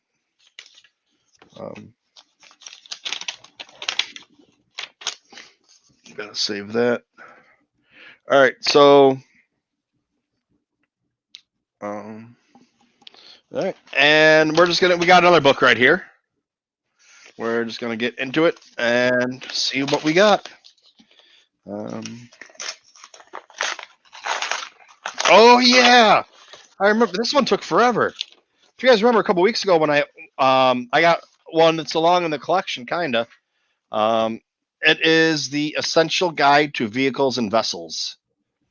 I got a bunch of books that were, I don't know, 3 or 4 that were similar to this. There's a series of I think 10 or so. They're all older. Let's see, when was this one? First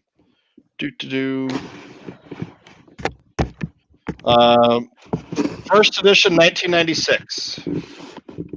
So we got a 1996 book here. Obviously, a lot of this isn't canon, or it might be. Who knows? But there's the Death Star.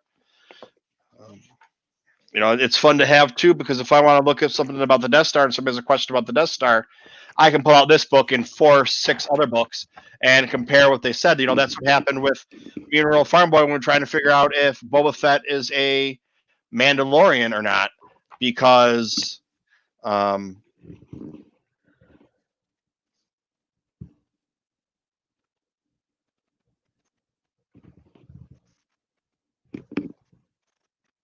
well, actually, he wasn't birthed; he was built. Is that coming from yesterday's? Or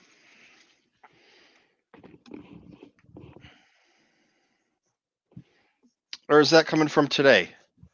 Did I say something there? And we have the Science Fictionary coming in. Yes, that's the other book. Yeah, because one of the questions was Anakin Skywalker fathered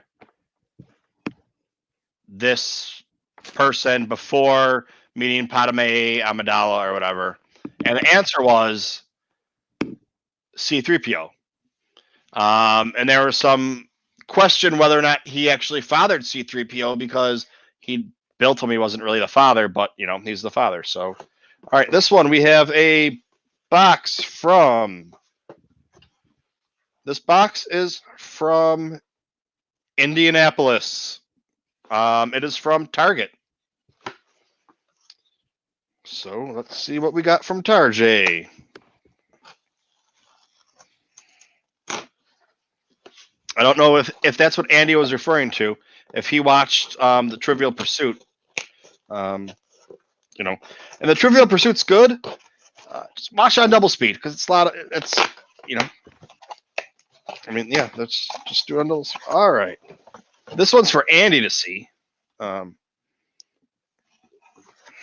This is Andy's special right here. Oh, Andy, I don't know if you were here or not. I picked up this guy at the store. I was walking by and they had it, and I'm gonna have to go back and check for more for our friends, but yeah, not sure. Boom. Jawa. You can't get a good picture of it here because of the glare. You can kind of see. Oh, don't drop the knife. He's camouflaged. And he's got on, is it a ghillie suit? Kind of like a ghillie suit kind of thing going on there. So that's pretty cool. And then we have another box. This one's from Target also. Okay. And now what a lot of places have been doing, because it comes in this hard little plastic. They're called stacks by Funko. What a lot of the distributors have been doing are they're now putting that on there, because I don't know what it costs them, a quarter, 50 cents, $1. It's probably worth it for them to ship it in that, because if it comes damaged, now I'm going to say, hey, Target, this came damaged. I want a new one. And they're going to say, okay, and they're going to have me keep the ruined one or the broken one, because it's not worth it for them to pay for the shipping back for it. Which is actually what happened with, if you guys watched me when I opened up the Empire Strikes Back, what was it? The Tauntaun. Luke riding the Tauntaun. The box came and it was messed up, and it took me 3 hours on the phone with GameStop, and they're like, okay, we're going to send you a new one. Okay, that's great. Thanks. But this just shows the difference. That one came like this. That was the packing for it. One little bag, which is empty. This one has this little plastic wrap in there. And this little more plastic wrap in there. Let's see what that one's from. This one's from. Oh, they both come from the same place, just different labels. So, and then this one is.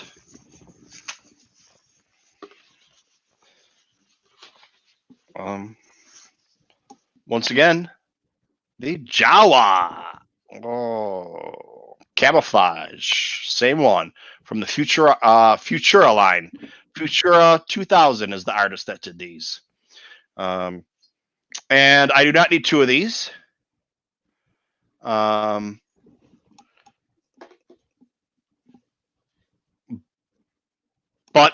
collector's tip. When you can only buy a limited amount of something, buy the maximum.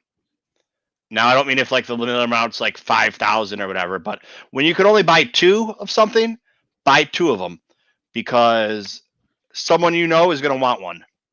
And if they don't, it's still a nice present to give somebody then. So yeah, I got 2 of those when I ordered them. Now, these come from, I don't know what these are exactly. My friend and your friend right here. Hi. Hey. What are you opening up? What do you got there? What's going on? Oh, me? Yeah, you. Oh. What? The child. I got the child. Okay, Andy said the Futura line came out in the box, also, or in the hard cases in the stores too. So that's good. And then he also says this condition of the box doesn't matter when you take it out and play with it. And everyone knows once they come out of, once I have room to display them properly, they'll come out of the boxes. There's a few that won't come out of the box. My Celebration ones won't come out of the box. Andy is also my father. I think he said right there. Andy's my father.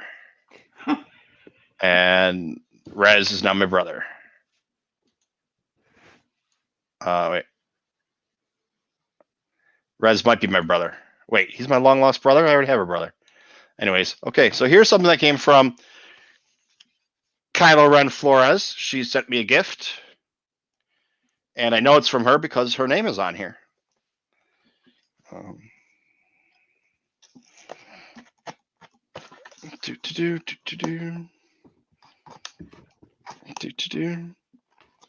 See, if this was a good production show, I would have. What are people doing me? Well, what's going on here? Um,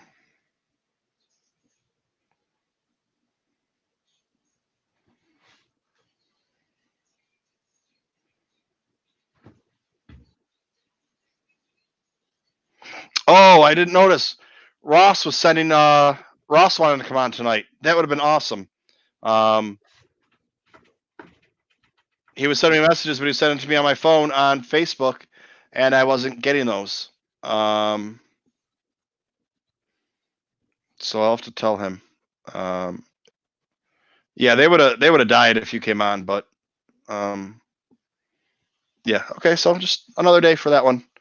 I didn't know why my phone was making noises, and I looked, and then it's like, oh, he wants to come on now, and it was like 9:45. I was like, oh.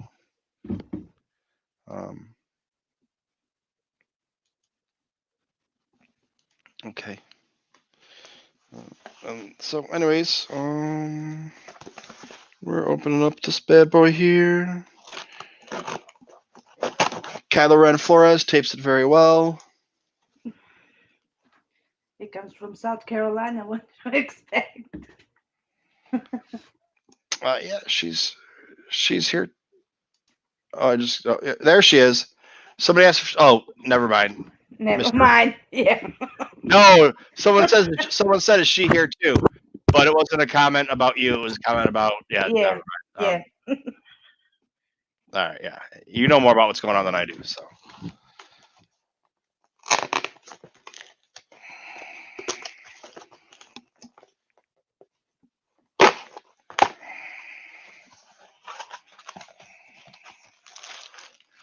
Oh!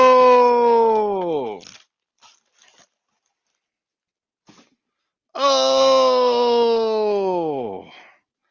This is the Boba Fett Futura line. So for those of you that don't know, my collector friends had told me. So the Futura line is they redid a bunch of things. Like they have the Jawa, they have Boba Fett, and Futura 2000 is the artist. He went and redid them. So I now have all of them except for the red one, which I don't know if that is Futura or not, but it just came around at the same time. But I still need that. But anyways, okay. So, all right. Thank you, Christina. That is awesome. That is awesome. And then we have another box. What's in the box? Nobody said it today. What's in the box? What's the box? What's in the box? Not even in the chat. Nobody.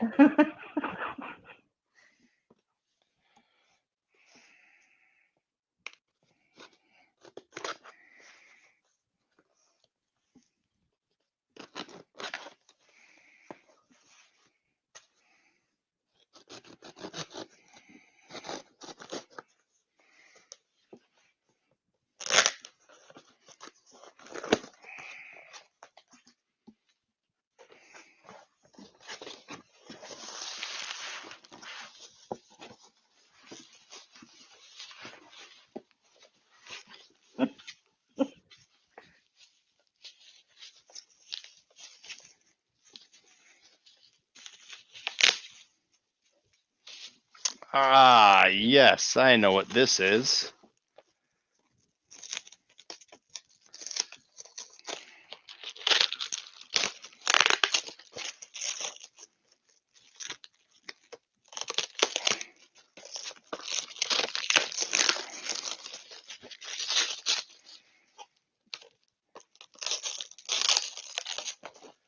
It is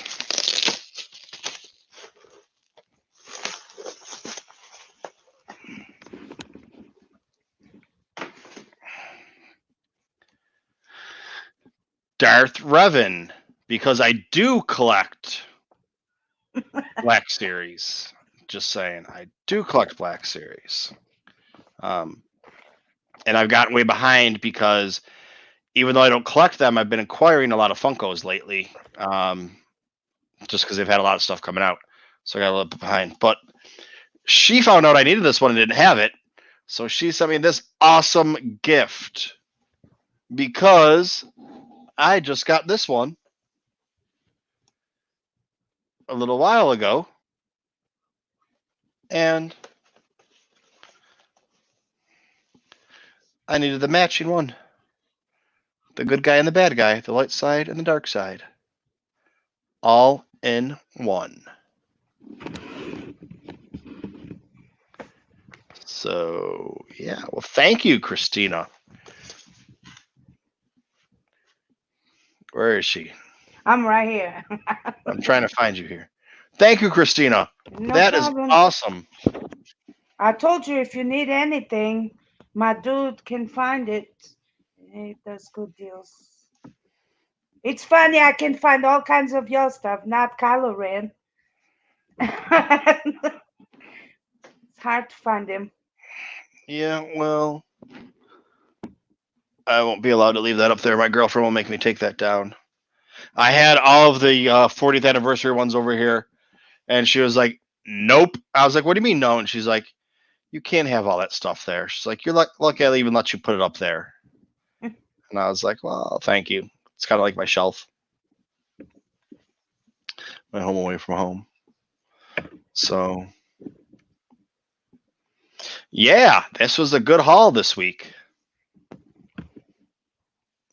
And then, yeah. So thank you very much. Everyone, round of applause. Round of applause. Yay, Kylo Ren Yay. Flores. Yay. You got some stuff. You sent me some awesome stuff. And I'm gonna send you that box. Let's see how long it's gonna take to get that one. So, Yeah, that other one.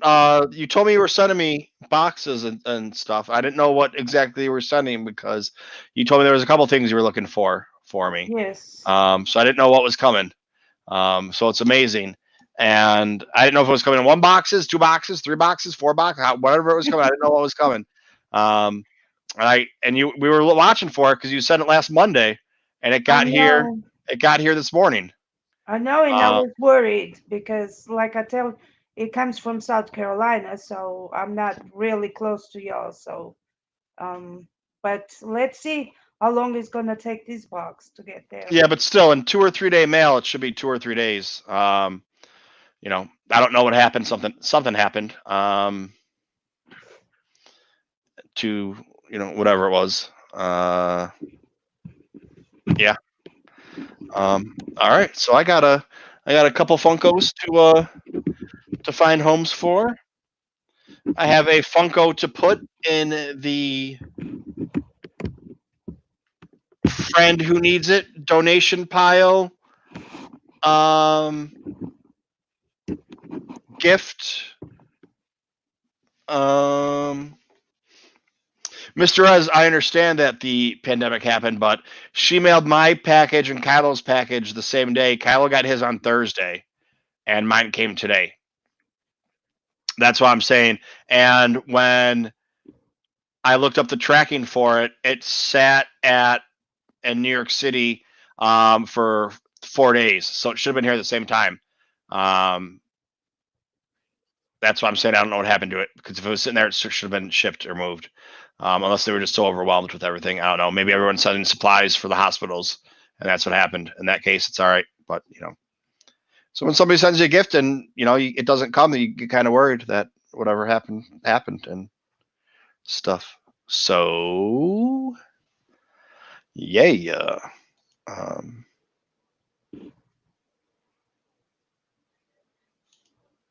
I guess that might do it for tonight. We had a great talk with the Bombad folks, and little sizzle for next week. As long as everything works out, quarantine-wise, our May the 4th special will be at Ian's house, because maybe we'll have to wear some masks and bring some hand sanitizer and Clorox wipes and stuff. But we'll be going through, well, he said not through the closet. He's got to pull all his stuff out of the closet. Then we're going to go through his boxes of Star Wars toys. That was the plan. I haven't talked to him in a week or two about it, but we'll see if that's still down. If not, we'll do something on the fly. And then the following week after that, our guest is going to be a podcast that was brought up by the Bombadcast today. And the week after that is going to be a Star Wars collector from, I think it's Washington or maybe Oregon. I'd have to double check on that, but I'm pretty sure that's where he hails from. Over in that neck of the woods, anyways. And that takes us up until the end of May, and we will see who's coming on after that. I have a couple people in mind. A couple people I've talked to said, hey, I actually have that spot. Someone asked me. I asked them before if they could come on, and they didn't get back to me for a couple of weeks, and they said, hey, we want to come on. When can we come on? And I said, this is my next date. And they said, let me talk to the people, and we'll see if we can come on. So I think we're booked throughout May. And I guess we'll see what we have for June. But like, you never know what's going to happen on the Bacta tank. I had people scheduled for today, and not last minute, they let me know last week on Thursday or Friday that they weren't going to be able to come. I said, not a problem. And they were really upset. Like, oh, I'm sorry. I know you trying to blah, blah, blah. Not saying blah, blah, like, I don't care. Like, just they were apologizing and shit. And, which I appreciated. They're like, and they were actually talking very nice about how great a show this is. And I was like, you watching the right one, dude? I don't know. And I was like, well, all right. And I said, hey, what are you guys doing? Because I've been talking with Scotty and Jerry for a while about coming on, and they've been in the chat a few times. But it's, and I don't want to make it sound like it's a good thing, but everybody's got time to talk and stream right now. So, a lot of people that I would never be able to get on, I've been able to get on and make plans with. So we'll see what the future has to do with us. So yeah, I know I have something else coming for, should be here for May 4th. I don't know. I thought it was mailed on the 21st, but it could be the same thing. I don't know if it was going UPS or whatever it was, but anyways, yeah, so that's it. Rural Farm Boy, I think he dipped out. I don't know. He hasn't made any comments lately. But we shall see. Rumor has it there's going to be some Art Makes You Smart tomorrow. A little Holocron house for lunch because Rebel Scum isn't doing theirs. So depending on what my boss says, if she lets me do a little streaming tomorrow, we're going to be doing some streaming around lunchtime, 12 o'clock Eastern Standard Time, which is breakfast time for our buddy Andy and Mr. Rez. Late breakfast, second breakfast. I don't know. With that, that's a good day. May the force be with you.